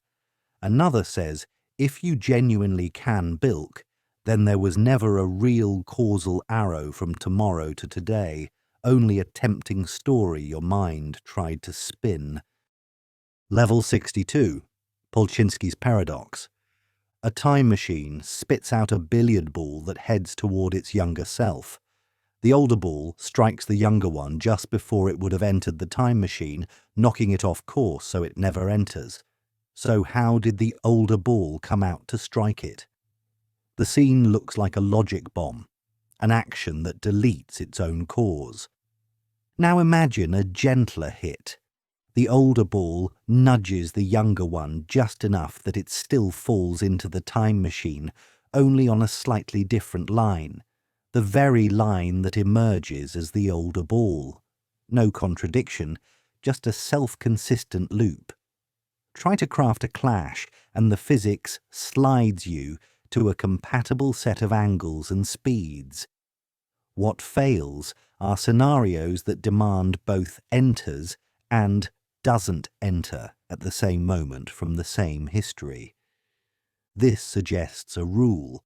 If time travel exists, only histories that fit together survive. You can influence the past, but not to create an outright impossibility. Your push becomes part of what was always the case. The paradox, then, isn't that time travel breaks logic, it's that logic fences in which time travel stories can happen at all. Level 63. Interaction-free measurement. You're asked to find which boxes contain live bombs so sensitive that any interaction, touch, heat, even a single photon, will detonate them. Yet you're told there's a way to identify a live bomb without setting it off. It sounds like cheating. How can you learn something about an object precisely by not interacting with it? Picture a light beam sent through a maze of mirrors that recombines two paths. When nothing sits in either path, the waves cancel in such a way that a particular detector never clicks. Place a live bomb in one path, and that path becomes forbidden. Any photon going there would explode it. The mere possibility of the bomb's presence changes how the light can interfere. Sometimes the previously impossible detector clicks. When it does, you've learned bomb present, even though the photon that reached you took the other path and never touched the device. The mind flip is learning from a non-event. The absence of a flash is itself a message once the setup constrains what could have happened. You draw a conclusion from a road not taken because the road's very existence rewrites the map of outcomes, leaving a detectable signature without a bang. Level 64. Inverted spectrum. Suppose two friends, Eva and Nor, function identically. They call ripe limes green, stop at red lights, and agree on every paint chip. Secretly, when Eva sees limes, she experiences what you would call green, while Nor's inner feel is what you would call red, perfectly inverted across her life. Language, behaviour, and memory match. Only the private feel differs. Could anyone ever tell? If meaning comes only from public use, there's nothing to detect. Green just is the word we share for that role in life, not the glow inside your head. But if conscious qualities matter beyond behavior, then two outwardly identical agents can live in different inner movies. Which view should we trust? Push it further. Imagine overnight swapping everyone's inner palette without changing how the world runs. Would anything be different? If not, are colour experiences extra frosting on the cake? Or are they part of what the cake is? The inverted spectrum teases a crack between public coordination and private feel, asking whether science that tracks actions and reports can ever settle what it's like, on the inside, to see a lime. Level 65, GHZ Argument. 3 labs, Alice, Bob and Charlie, sit far apart. Each will press one of 2 buttons on a sealed device. When pressed, a light flashes red or green. The rules of the experiment guarantee perfect patterns. In certain button combinations, all 3 lights must multiply to a specific parity, and in another combination, the parity must flip. Before anyone presses anything, you imagine each device carries pre-written answers, what it would flash for each button, because how else could distant labs line up so perfectly? Now check the pattern logically. If you assign fixed answers to both buttons at all 3 labs, the required parities multiply to a contradiction. The same product must be both even and odd. There is no way to fill the hidden answer sheet that fits all the promised outcomes at once, yet in the real experiment, the promised outcomes always occur. So either the labs exchange faster than light whispers, ruled out by the setup, or the world refuses your idea that results are fixed before the choice of which button is pressed. The GHZ game sharpens a bell-type insight. Classical pre-written answers for all possible questions cannot exist if the observed patterns are real. Choice matters at a distance without signalling. Level 66. Kochen-Specker. Imagine a puzzle box with many triangular panels. Each time you open a trio that meets at a corner, you must paint exactly 1 panel red and the other 2 blue.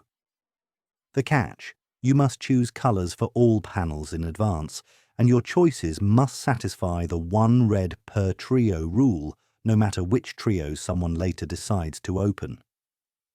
You start painting confidently until you realise the layout forces you into a corner where any remaining assignment violates a trio somewhere. Kochen-Specker shows that for certain quantum systems, you cannot assign definite will show red or will show blue values to all possible measurements in a way that remains consistent across every measurement context. Which panels you open together changes what counts as a permissible assignment.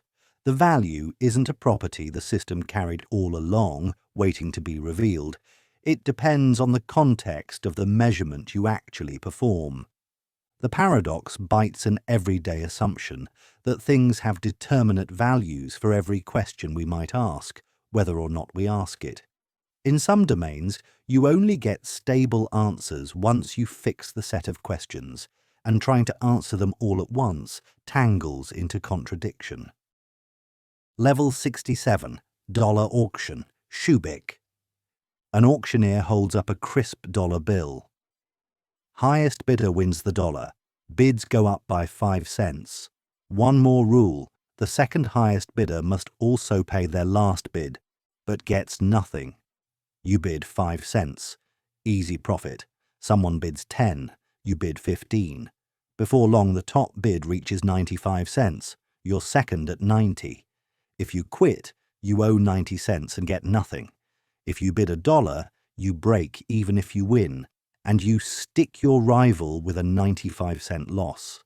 They won't accept that. They bid $1.05 to avoid paying 95 cents for air. You answer with $1.10. The bids climb past the value of the prize. No one is insane. You both keep making the locally least bad move. Loss aversion and sunk costs power the spiral. Each step tries to avoid being the sucker who pays for nothing. The only winning move was never to enter or to pre-commit to exit early. Once inside, rational becomes a staircase to a worse and worse landing. The dollar auction turns escalation into a machine. It explains bidding wars, arms races, and flame wars. When backing down costs real pride or money, people overpay just to avoid losing face. Level 68. Two generals problem. Two armies wait on separate hills. They can win only by attacking the city together at dawn. Messengers must cross the valley at night, where they may be captured. General East sends, attack at dawn. West needs to confirm, message received, attacking. East now worries. Did his messenger get back? He sends, confirm you received my confirmation, and so on. With any chance of capture, no finite back and forth can create the rock-solid common knowledge that both will attack. Someone will always doubt the last step. Coordination isn't just I know. It's I know that I know, to all depths. Unreliable channels can make perfect teamwork logically impossible even when both sides are eager. Systems from finance to distributed computing face the same wall. If acknowledgements can be lost, a protocol cannot guarantee simultaneous action with certainty. Real armies cut the knot with deadlines, conventions, or redundant signals, accepting tiny risks. Computers use timeouts and leader election. The lesson isn't pessimism. It's recognizing the difference between high confidence and unbreakable assurance. Some games simply don't allow a final, we both know that we both know, no matter how many messengers you send. Level 69, Keynesian Beauty Contest. A newspaper runs a contest. Pick the photo you think will get the most votes. You won't win by picking your personal favourite. You'll win by picking what you think others will pick. If everyone aims for 2 steps into others' heads, the game rewards that depth. If you suspect the crowd will go 3 steps, you should go 3. Iterate far enough and the target collapses toward a bland, obvious face, because each step asks, what would a slightly more strategic crowd settle on? Markets echo this. Traders don't buy the stock they think is best. They buy what they think others will soon think is best. Art, fashion, and even headlines chase second-order expectations. The paradox is that truth can matter less than anticipation of anticipation. You're not choosing beauty, you're choosing the forecast of a forecast. This recursion can create bubbles of agreement around things no one privately loves. Breaking the loop requires anchors, fundamentals, taste, or rules that reward honesty over second-guessing. Otherwise, you end up voting for the face you think everyone else thinks everyone else will pick, even as nobody frames it on their wall. Level 70, No Cloning Theorem. A scientist offers you a magic copier, place any sealed quantum memory inside, press a button, and out come 2 perfect working copies. If such a device existed, you could duplicate an unknown state, share 1 copy with a friend, and run different tests without disturbing the original. You could even try to beat quantum secrecy by copying an eavesdropped signal. Tempting until you test the promise. Copying without knowing the state would have to preserve every possible pattern of delicate superpositions, but the very act of duplicating would reveal information about the state, and revealing it would disturb it. In quantum land, learning and touching are the same motion. A device that clones all states would let you do things known to be impossible, like sending instant messages using entanglement or perfectly amplifying noise into signal. The world refuses. What you can clone are classical bits, definite zeros and ones, or quantum states you already know how to prepare. But there is no universal Xerox for the unknown. Information at that level is woven into the system so tightly that trying to peel it off into a second copy pulls the weave apart. Some things can be shared only by being moved, never by being duplicated. Level 71. Stag Hunt. 2 hunters meet at dawn. If both go after a stag, they feast. If either doubts the other and peels off to chase a hare, the stag escapes, and the one who stayed loyal goes hungry. Hunting hare alone always yields a small dinner. Hunting stag pays big, only if you both commit. Your choice isn't just about rewards, it's about trust.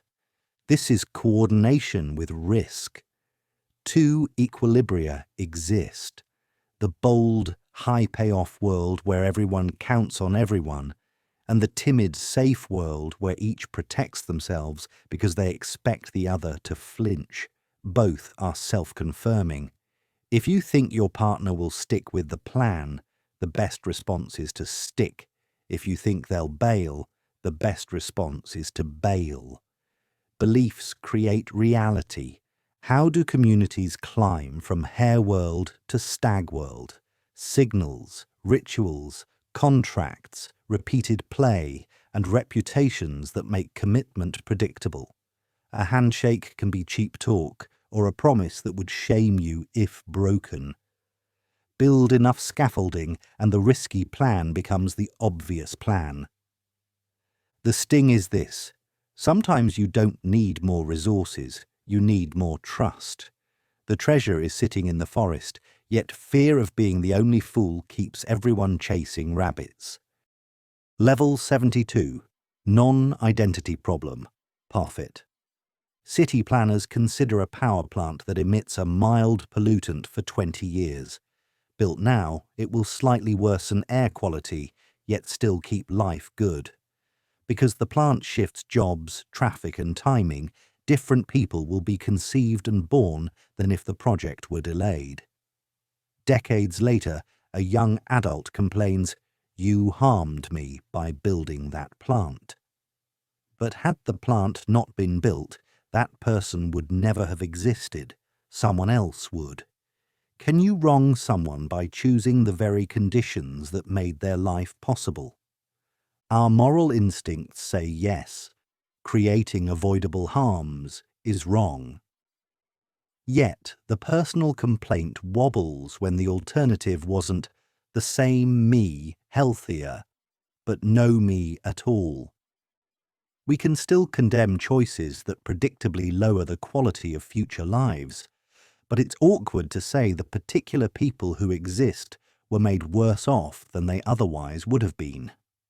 One response shifts focus from harm to individuals to impersonal values. Choose policies that make future lives go as well as possible, regardless of who shows up. Another insists we owe duties to whoever will exist because of us, not to hypothetical twins in other timelines. The puzzle, responsibility without a victim who could have been better off. Level 73, Chinese room. You find a windowless room with a slot and a massive rulebook. Cards slide in bearing Chinese characters you cannot read. The book tells you exactly how to transform each pile of symbols into new piles. You follow it perfectly and push your reply out. Native speakers outside cheer. Your answers are flawless. Do you understand Chinese? From the outside, the system passes the test. Sensible questions, sensible answers. From the inside, you're shuffling shapes. It feels like syntax without semantics, rules without meaning. If that's right, then producing perfect behavior by symbol manipulation still isn't understanding. But another voice argues, the system, you plus the book, does understand. Meaning isn't in your head, it's in the whole organised process. The room probes what mind is. Is understanding a glow behind the eyes? Or is it what a structure does when it responds coherently to the world? If we swapped the human for a fast computer that runs the same rules, would we grant it understanding? If no inner spark is needed, knowing Chinese becomes the ability to play the game at scale. If a spark is needed, where would it come from? The slot keeps sliding. The answers keep landing. What exactly is missing? Level 74. Mary's room. Mary is a scientist who knows every physical fact about colour vision, wavelengths, neurons, optics. She has lived in a black and white room, seeing only grayscale. One day the door opens and someone hands her a ripe strawberry. She sees red for the first time. Did she learn something new? If she did, then all the physical facts weren't all the facts. There's a kind of knowledge that comes only by experience, what it's like. If she didn't, then it seems absurd to say her first sight of red added nothing at all. The case pushes on whether subjective experience fits inside a purely physical description, or whether there's an extra layer that only direct acquaintance can provide. Some reply that Mary gains a new ability to recognise, remember, imagine red without new facts. Others say she gains a new concept for the same facts. Others bite the bullet. She learned a new fact. So physical completeness was a mirage. Either way, the strawberry radiates a lesson.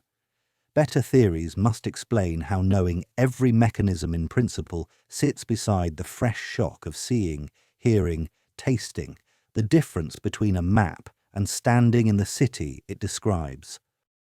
Level 75. Kripke's puzzle about belief. You admire a pianist named Paderewski, sublime concerts, a genius. Separately, you follow politics and think a certain prime minister named Paderewski was an ordinary statesman. You sincerely say, Paderewski is a great musician, and also, Paderewski is not a great musician, without realizing the names point to the same person. Are you contradicting yourself? Belief wears labels. When two names live in different mental files, you can rationally hold attitudes that would clash if the files were merged.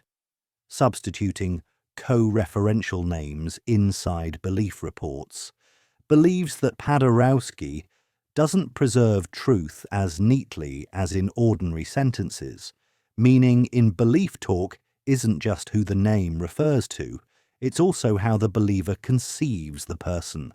The puzzle generalizes. Clark Kent can't fly, Superman can. A reporter believes one and denies the other without insanity. Logic built for objects stumbles when it enters minds, because minds store persons under perspectives, stories and descriptions. One fix tracks beliefs by modes of presentation, what role the person fills in your map, so swapping names isn't always allowed. Another warns against reading contradictions off language alone. Inside your head, identity can be disguised by a costume no one else sees. Level 76. Halting problem. A startup unveils Halt-O-Matic, a perfect analyzer for code. Feed in any program and input. It will tell you, quickly and infallibly, whether that program will run forever or stop. To celebrate, you write a mischievous script. Ask Halt-O-Matic what this very script will do when given itself as input. If Halt-O-Matic says will halt, jump into an endless loop. If it says will loop, stop immediately. Now hand the script to the machine. If it predicts halt, the script loops. If it predicts loop, the script halts. Any answer makes it wrong. The machine can't exist as advertised, not because it's slow or underpowered, but because some questions sabotage the act of answering by folding the answer back into the question. The point isn't just a clever prank. It shows there is no universal, infallible procedure for deciding every "will this program stop?" question. In any system rich enough to describe itself, you can build a case that flips whatever the oracle says. We still write analyzers that work on many programs, but there is no perfect one. Some puzzles, especially self-referential ones, prevent a final stamp, not by hiding information, but by turning the stamp into part of the puzzle. Level 77, Volunteer's Dilemma. A crowd sees smoke curling from a closed door. Someone should pull the alarm. Each person thinks, "I'll do it if no one else does, but maybe someone else will." Sound reasonable. One alarm puller is enough. Many pullers add no benefit and risk embarrassment or cost, so everyone waits for someone else to pay the small price, and minutes slip by. This isn't laziness, it's logic scaling badly. When responsibility is diffuse, the incentive to act thins. If the cost is small and the need is clear, a single volunteer can save the day. But the very fact that one is enough creates a temptation to free ride. The same pattern appears in bystander effects, open source maintenance, neighborhood watch, and group projects. How to break the freeze. Make roles specific. You in the red jacket, call 999. Rotate duty, reward volunteers, or introduce slight overkill costs for inaction, so the safest personal bet is to act. Pre-commitment helps. If your team agrees in advance who pulls what lever, hesitation disappears. The mindfuck is that helping can be individually rational or irrational depending on what you expect of others.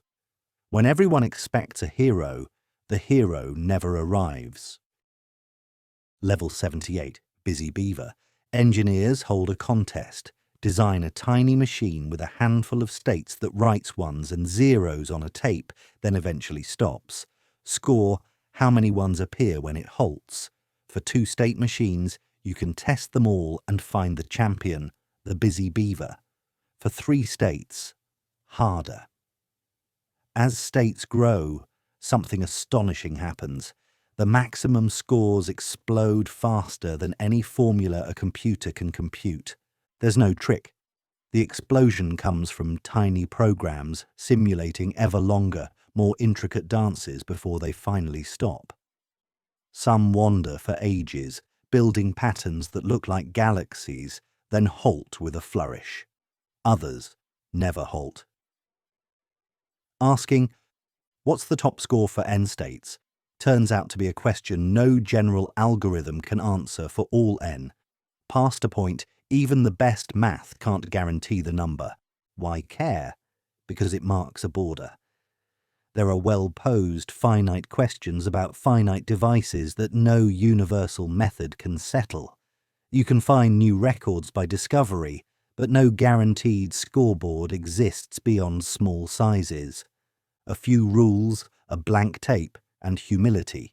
The space of possible behaviors outruns any master key that tries to lock it down. Level 79, Self-Referential Quine. Write a program that prints its own source code and then stops. No peeking at files, no cheating with special commands, just logic. At first it sounds impossible. How can instructions generate themselves without already having themselves to copy? Yet quines exist in almost every language.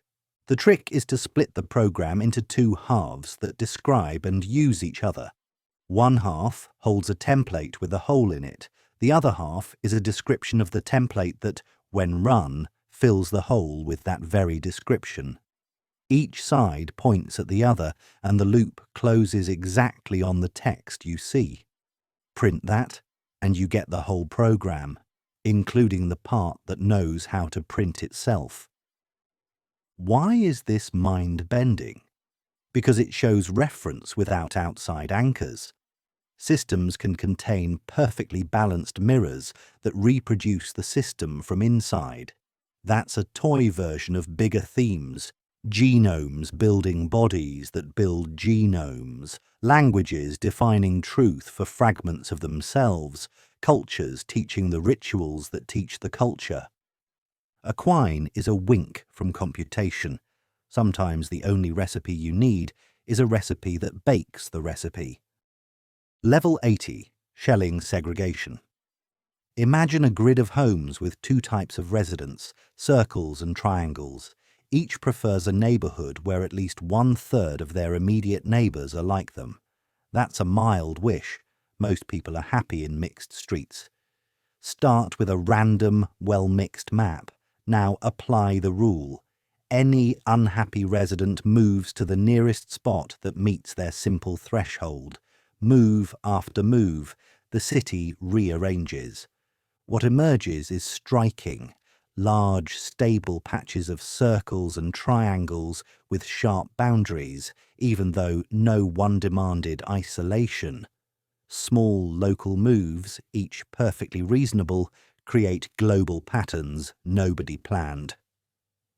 If you crank the threshold slightly, say, at least half like me, the city fractures further. You can reverse the slide with opposite local rules, bonuses for diversity, friends who move together to seed mix, or anchors, schools, parks, markets that draw both shapes to the same blocks. The model isn't a moral lecture, it's a lens. Harsh outcomes don't require harsh hearts. They can arise from gentle preferences multiplied by geography and time. Sometimes the city we wake up in is the long echo of tiny choices that felt harmless. To change the picture, don't scold the pixels, rewrite the rule. Level 81, Value of Information Paradox. You're selling your car. A buyer is on the hook for $10,000 pending inspection. A friend offers you a detailed report for $200. Information should never hurt, right? But suppose the buyer is skittish. If the report is great, he'll use it to renegotiate. Looks like the market value is $9,500. If the report is fine but not perfect, he walks away because now tiny blemishes feel official. Before the report, you had a warm buyer and wiggle room. After the report, you either accept less or lose him. Learning changed the other side's behaviour and shrank your option set. Or flip it. You're applying for a job that pays more to low health risk employees. A voluntary genetic test could help you plan your life, but if you take it and it reveals a risk marker, HR must slot you into the expensive pool. If you never test, you're treated as average. The knowledge is useful privately and costly strategically. Information is power only when it changes your decisions without trapping you in someone else's rulebook. If learning forces disclosures, triggers clauses, or reveals commitment problems, your expected payoff can drop. Sometimes the smart move is to structure deals so crucial facts stay on your side, or to choose not to look. Level 82, Brandenburger-Keisler Paradox. Two founders, Anna and Ben, play a belief game. Anna says, Ben assumes that I believe his assumption about me is false. Try to make that sentence true. If Ben assumes Anna believes my assumption is false, and Anna does believe his assumption is false, then Ben's assumption is correct, so Anna shouldn't believe it's false after all. Try to make it false. If Ben's assumption is wrong, then Anna does not believe it's false. She believes it's true, which makes Ben's assumption right. Either way, the web collapses. This isn't a liar about truth, it's a knot about beliefs of beliefs. Some combinations of I think you think I think cannot live together in a single consistent profile for two rational agents. The moment you grant one layer, a deeper layer flips it back. In negotiations and strategy, we casually talk like this. She believes, he believes, she'll cave. Often it works. Sometimes the structure you're imagining would force a loop that no set of honest minds could occupy. The practical lesson is to check your recursive story for self-defeat. If your model of the other's model of you makes it impossible for both of you to be coherent, you're arguing with a mirage. Level 83, Hempel's Dilemma. A philosopher declares everything is physical. What does physical mean? If it means today's physics, the claim is almost certainly false. Today's theories are incomplete. If it means whatever future physics will say, the claim becomes empty. You've promised to call physical whatever the final story turns out to be. Either way, the bold slogan slips through your fingers.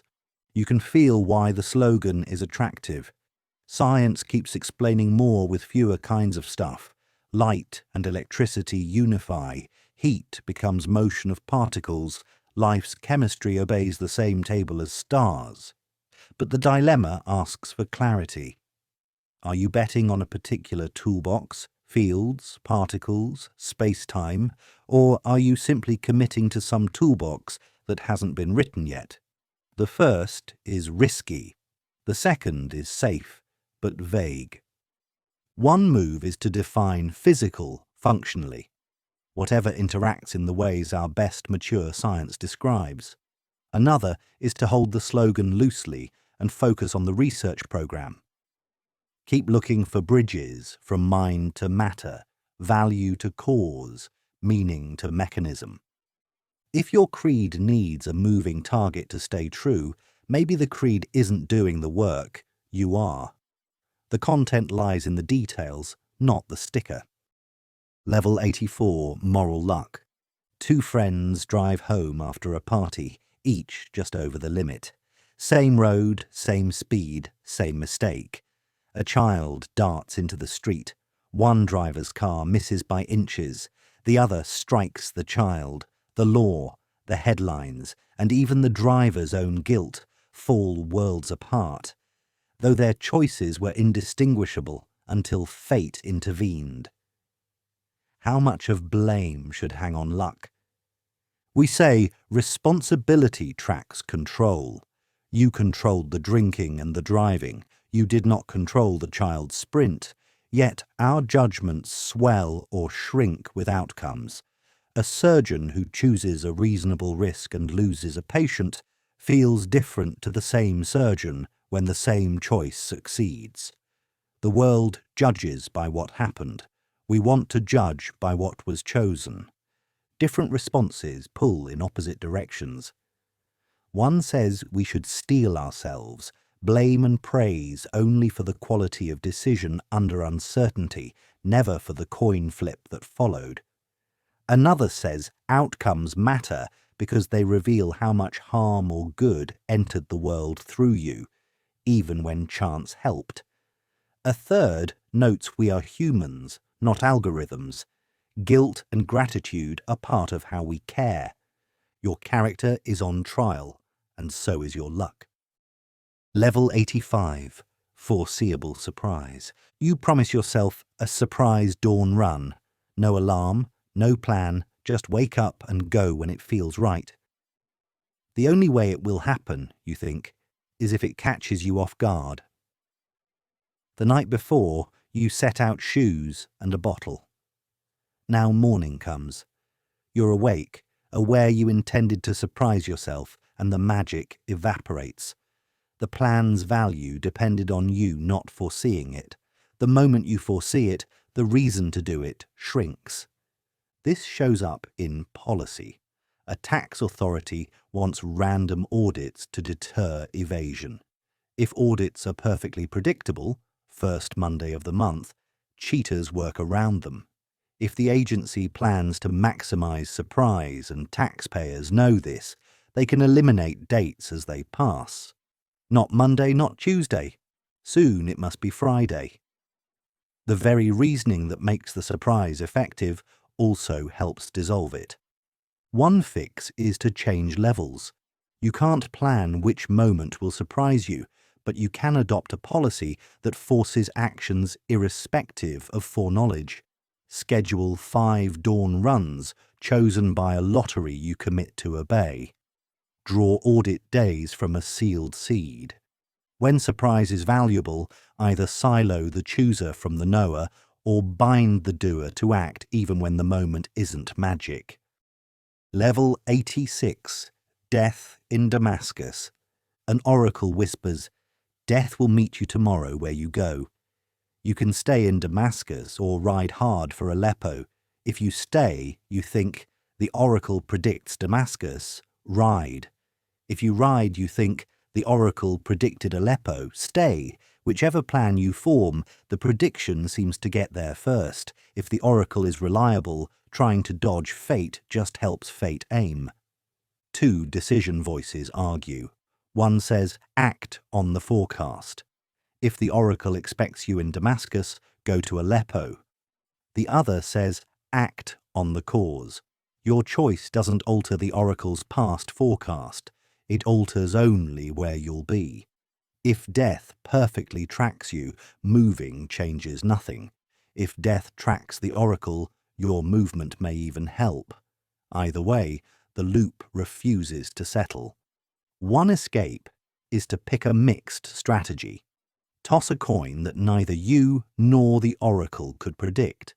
Another is to follow a policy that ignores predictors that respond to you.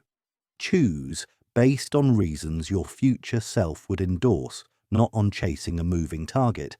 If a thing can anticipate you, you can't win by out-anticipating it. You win by refusing to play the mirror game. Level 87. Smoking lesion. In a city, a gene lesion causes two things, a craving for cigarettes and, independently, deadly cancer. Smoking doesn't, because cancer, the lesion does. Should you smoke? One advisor says no. Among smokers, cancer rates are high. Another says yes. The act of smoking doesn't change the lesion. Lighting up doesn't add risk. Which guide do you trust? Two decision theories collide. Evidential thinkers condition on their act. If you smoke, that's evidence you likely have the lesion, so expect cancer. Don't smoke. Causal thinkers ask what your act causes. With or without the lesion, smoking doesn't add risk. Do as you please. The paradox is that one kind of rationality treats your choice as a signal about hidden facts. The other treats your choice as a lever on outcomes only. In real life, we blend them. Sometimes your action is mostly a signal. What it says about you matters. And sometimes it's mostly a force. What it does to the world matters. The art is knowing which game you're in.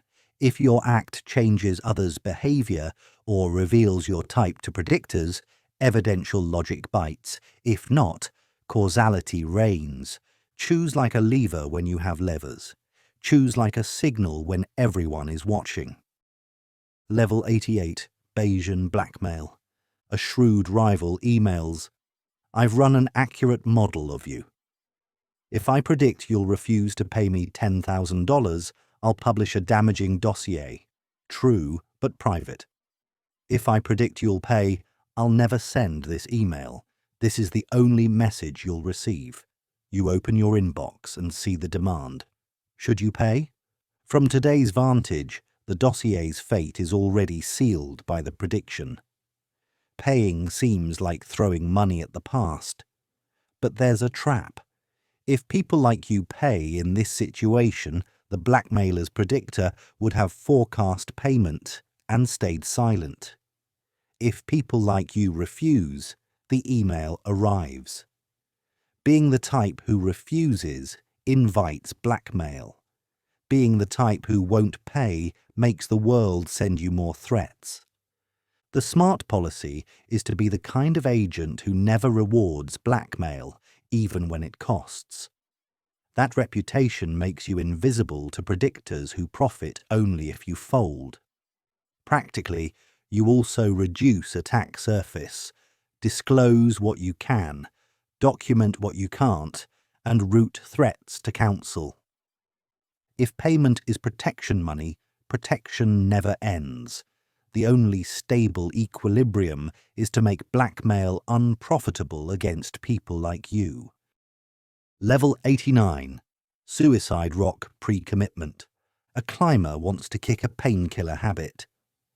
On day 1 of a hike, she seals a letter to her sponsor. If I don't text a clean selfie from the summit by Friday, mail this to my family. Then she stashes her last pills beneath a heavy rock on a cliff ledge, retrievable only by risking a sketchy traverse. Mid-week cravings hit. She trudges to the ledge, stares at the drop, and turns back. The placed danger, a suicide rock, changes her calculus. The safest path now is to keep climbing clean and send the selfie. This is self-control by option destruction. You design the world so the future you would rather do the hard good thing than the easy bad thing. Miss the summit, and shame arrives. Reach for the stash, and danger roars. The commitment works because it's real. The letter will be mailed. The traverse might kill you. It's risky and not for every fight. But the structure is powerful.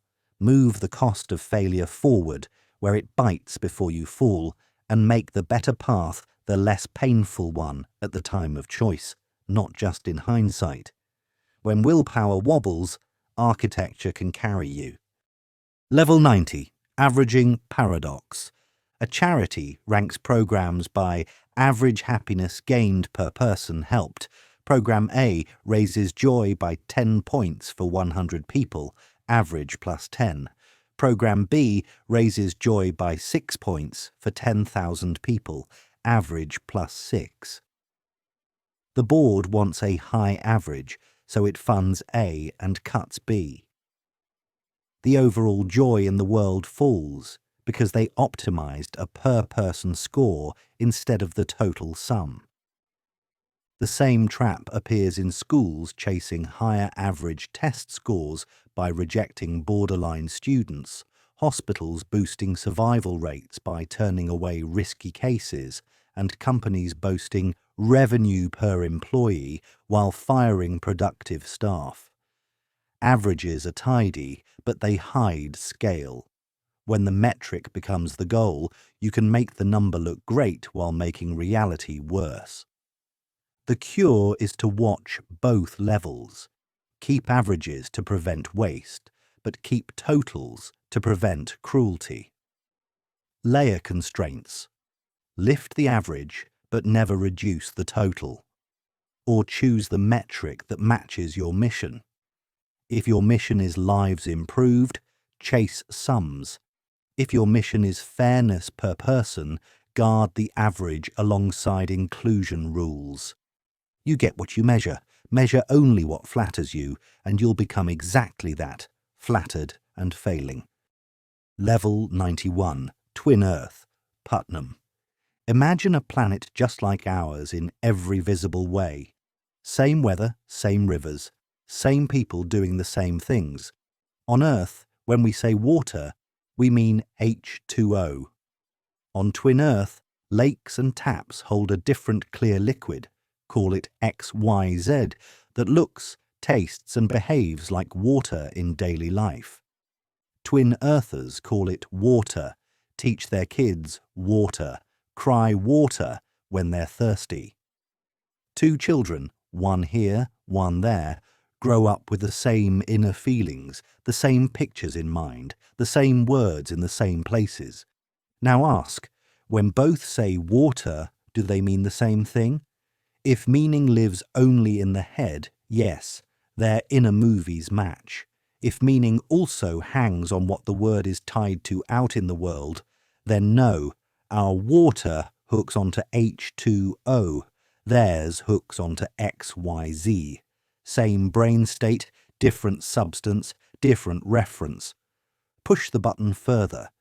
Suppose a scientist from Twin Earth moves here, learns chemistry, and keeps using water. Did the meanings slide under their feet as the stuff in their glass changed? It looks like your words partly borrow their content from your environment and history, not just your ideas.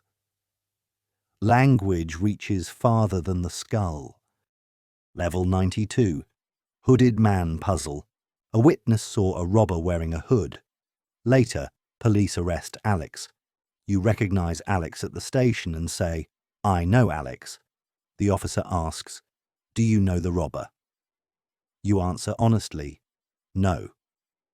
Both statements can be true at once, even if Alex is the robber. It feels like a contradiction. You know him and you don't know him, until you notice how knowing rides on descriptions.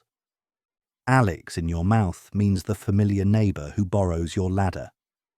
The robber means the shadowy figure from the alley. You can fail to connect the two roles even when they're played by the same person. Substituting co-referential phrases, swapping Alex for the robber inside knows that, doesn't preserve truth the way it does in plain facts.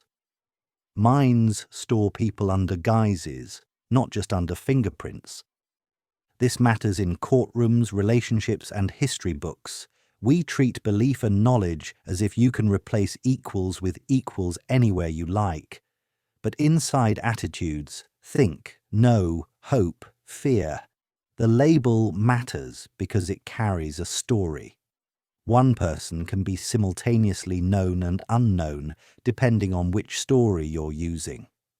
Identity in the world can outrun identity in your head, and logic has to wait for recognition.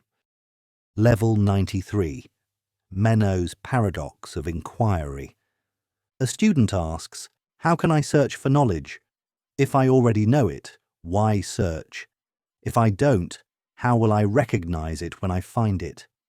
It sounds clever enough to stall the class. Any path seems blocked. Knowing makes the quest pointless. Not knowing makes it impossible.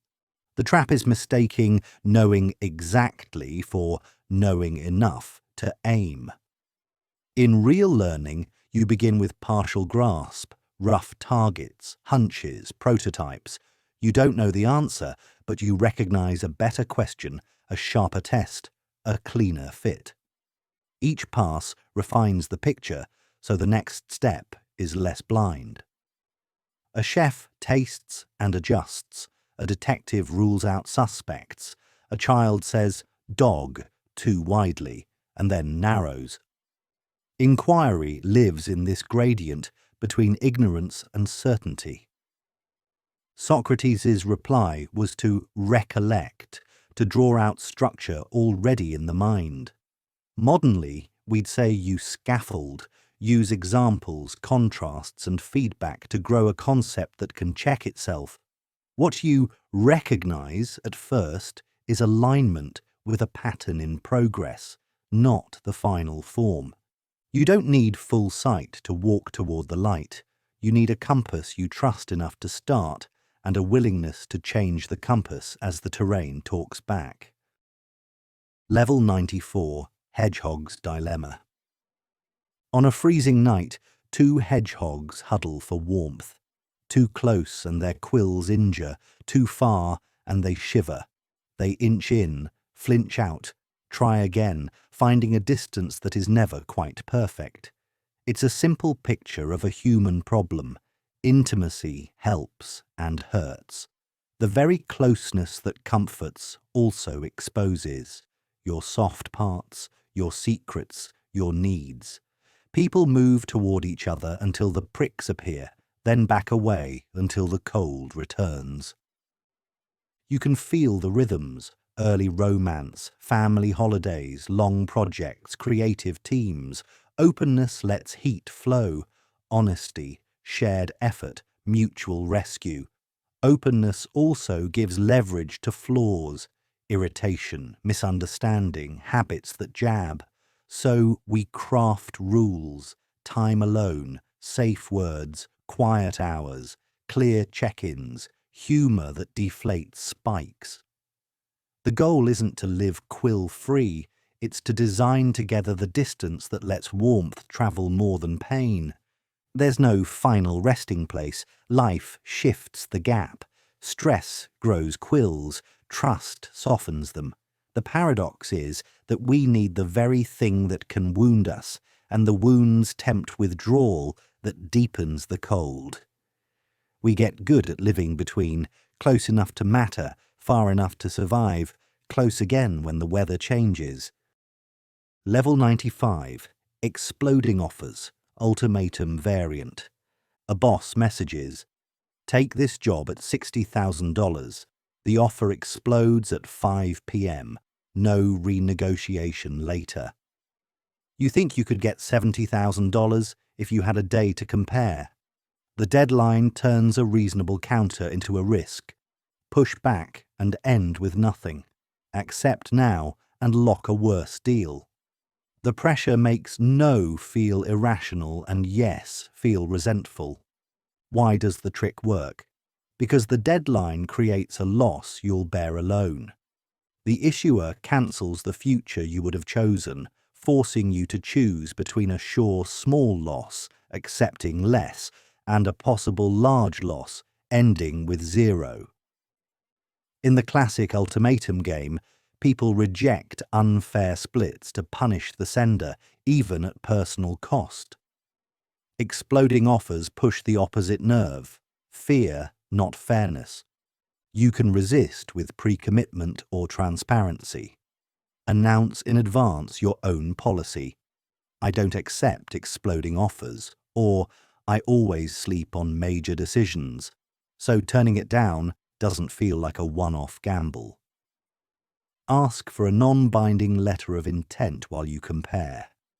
Or flip the risk. I'll accept now at $70,000. Otherwise I withdraw at 5 p.m. A clock isn't neutral. It reaches into your head, shrinks your option set, and sells you the quiet of getting it over with. Level 96. Quantum pigeonhole. Place 3 pigeons and 2 boxes on a table. Common sense says some box must contain at least 2 pigeons.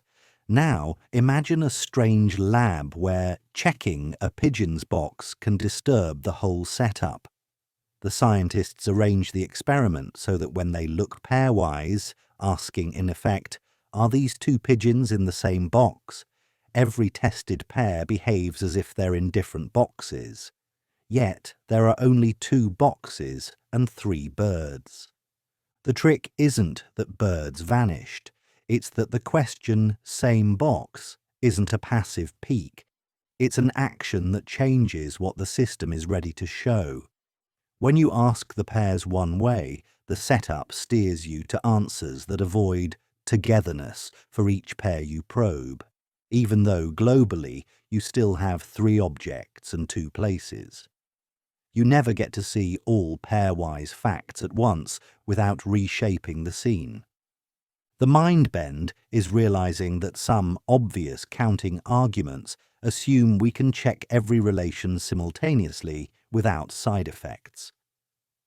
In certain worlds, the menu of questions itself has consequences, and consistency across all the questions you might ask is too much to demand. How you look decides what is there to be seen, pair by pair. Level 97. Drinker paradox. In a crowded pub, the manager says, "There is someone here such that if they are drinking, then everyone is drinking." It sounds like a party trick or a hidden leader, but the statement can be true in a very ordinary way. If no one is drinking, pick anyone. If they are drinking is false, so the whole sentence is trivially true. If someone is drinking, pick that person. Then, if they are drinking, everyone is drinking, holds, because the premise is satisfied and, well, by stipulation, everyone is. The paradox isn't about booze, it's about how there exists someone such that if can be satisfied by either a non-drinker, vacuously, or a drinker, witnessing. Our ears hear, "There is a special influencer," But the logic allows a humble truth that doesn't pin magic on anyone in particular. This crops up in guarantees and policies. There is a person who, if they pay their invoice, then all invoices are paid, can be vacuously true when none are paid, and truly witnessed when the last straggler pays. The shape of the sentence carries more power than the story your mind rushes to tell. Sometimes the claim is big because the if is small. Level 98, Carroll's tortoise regress. Achilles accepts the rule. From A and if A then B, infer B. The tortoise refuses. Convince me, he says. Achilles writes down A and if A then B. The tortoise nods. Now also write Rule R. If A and if A then B, then B. Achilles writes it. But why follow R, asks the tortoise. Add Rule S. If A and if A then B, and R then B. On it goes. Each time Achilles adds a new rule to force the move, the tortoise demands another rule to force the force. The regress shows a limit to what rules written on paper can accomplish. At some point, reasoning isn't more premises, it's the practice of applying the rule without needing a further rule to permit it. Logic lives partly as a habit of mind, not just a stack of statements. You can't make inference happen by endlessly declaring that inference should happen. We see this in contracts and procedures that try to anticipate every dispute, add clauses to force compliance, then clauses to force reading the clauses. Eventually, someone must act under the rules, not keep writing them. Proof may end on the page, but following it begins in a step no line can add. Level 99, Paradox of Fiction. You cry at a movie knowing the characters aren't real. You fear for a hero whose danger you fully understand is staged. How can emotions be appropriate when the belief that usually powers them, this is happening, is missing? One answer is that emotions don't require full belief. They need imagination vivid enough to run the body's scripts. The scene presents as-if cues, faces, music, timing, that your nervous system treats like live signals. Another says, we aren't confused at all.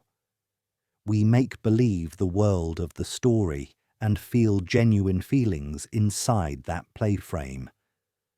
The oddity remains that the feelings bleed outside the frame.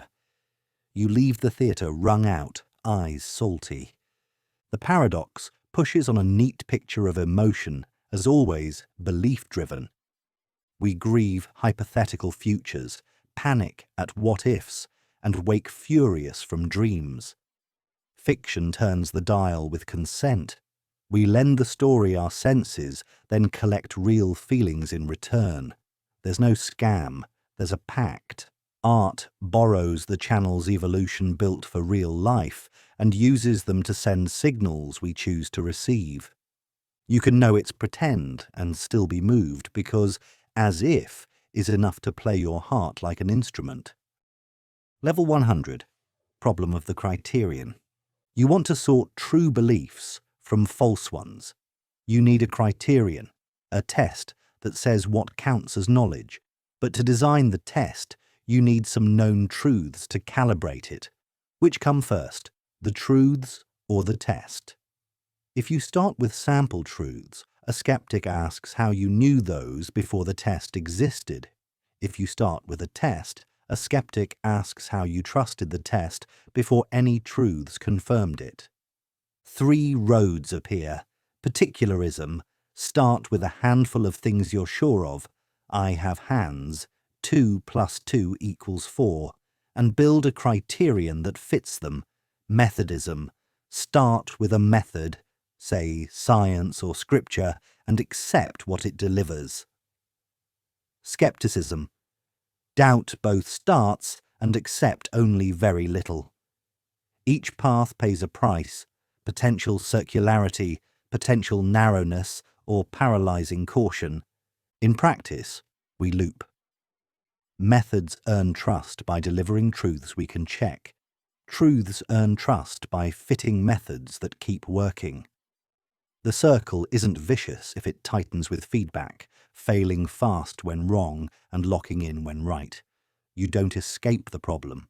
You manage it by letting standards and cases train each other until they stand together more firmly than either could alone.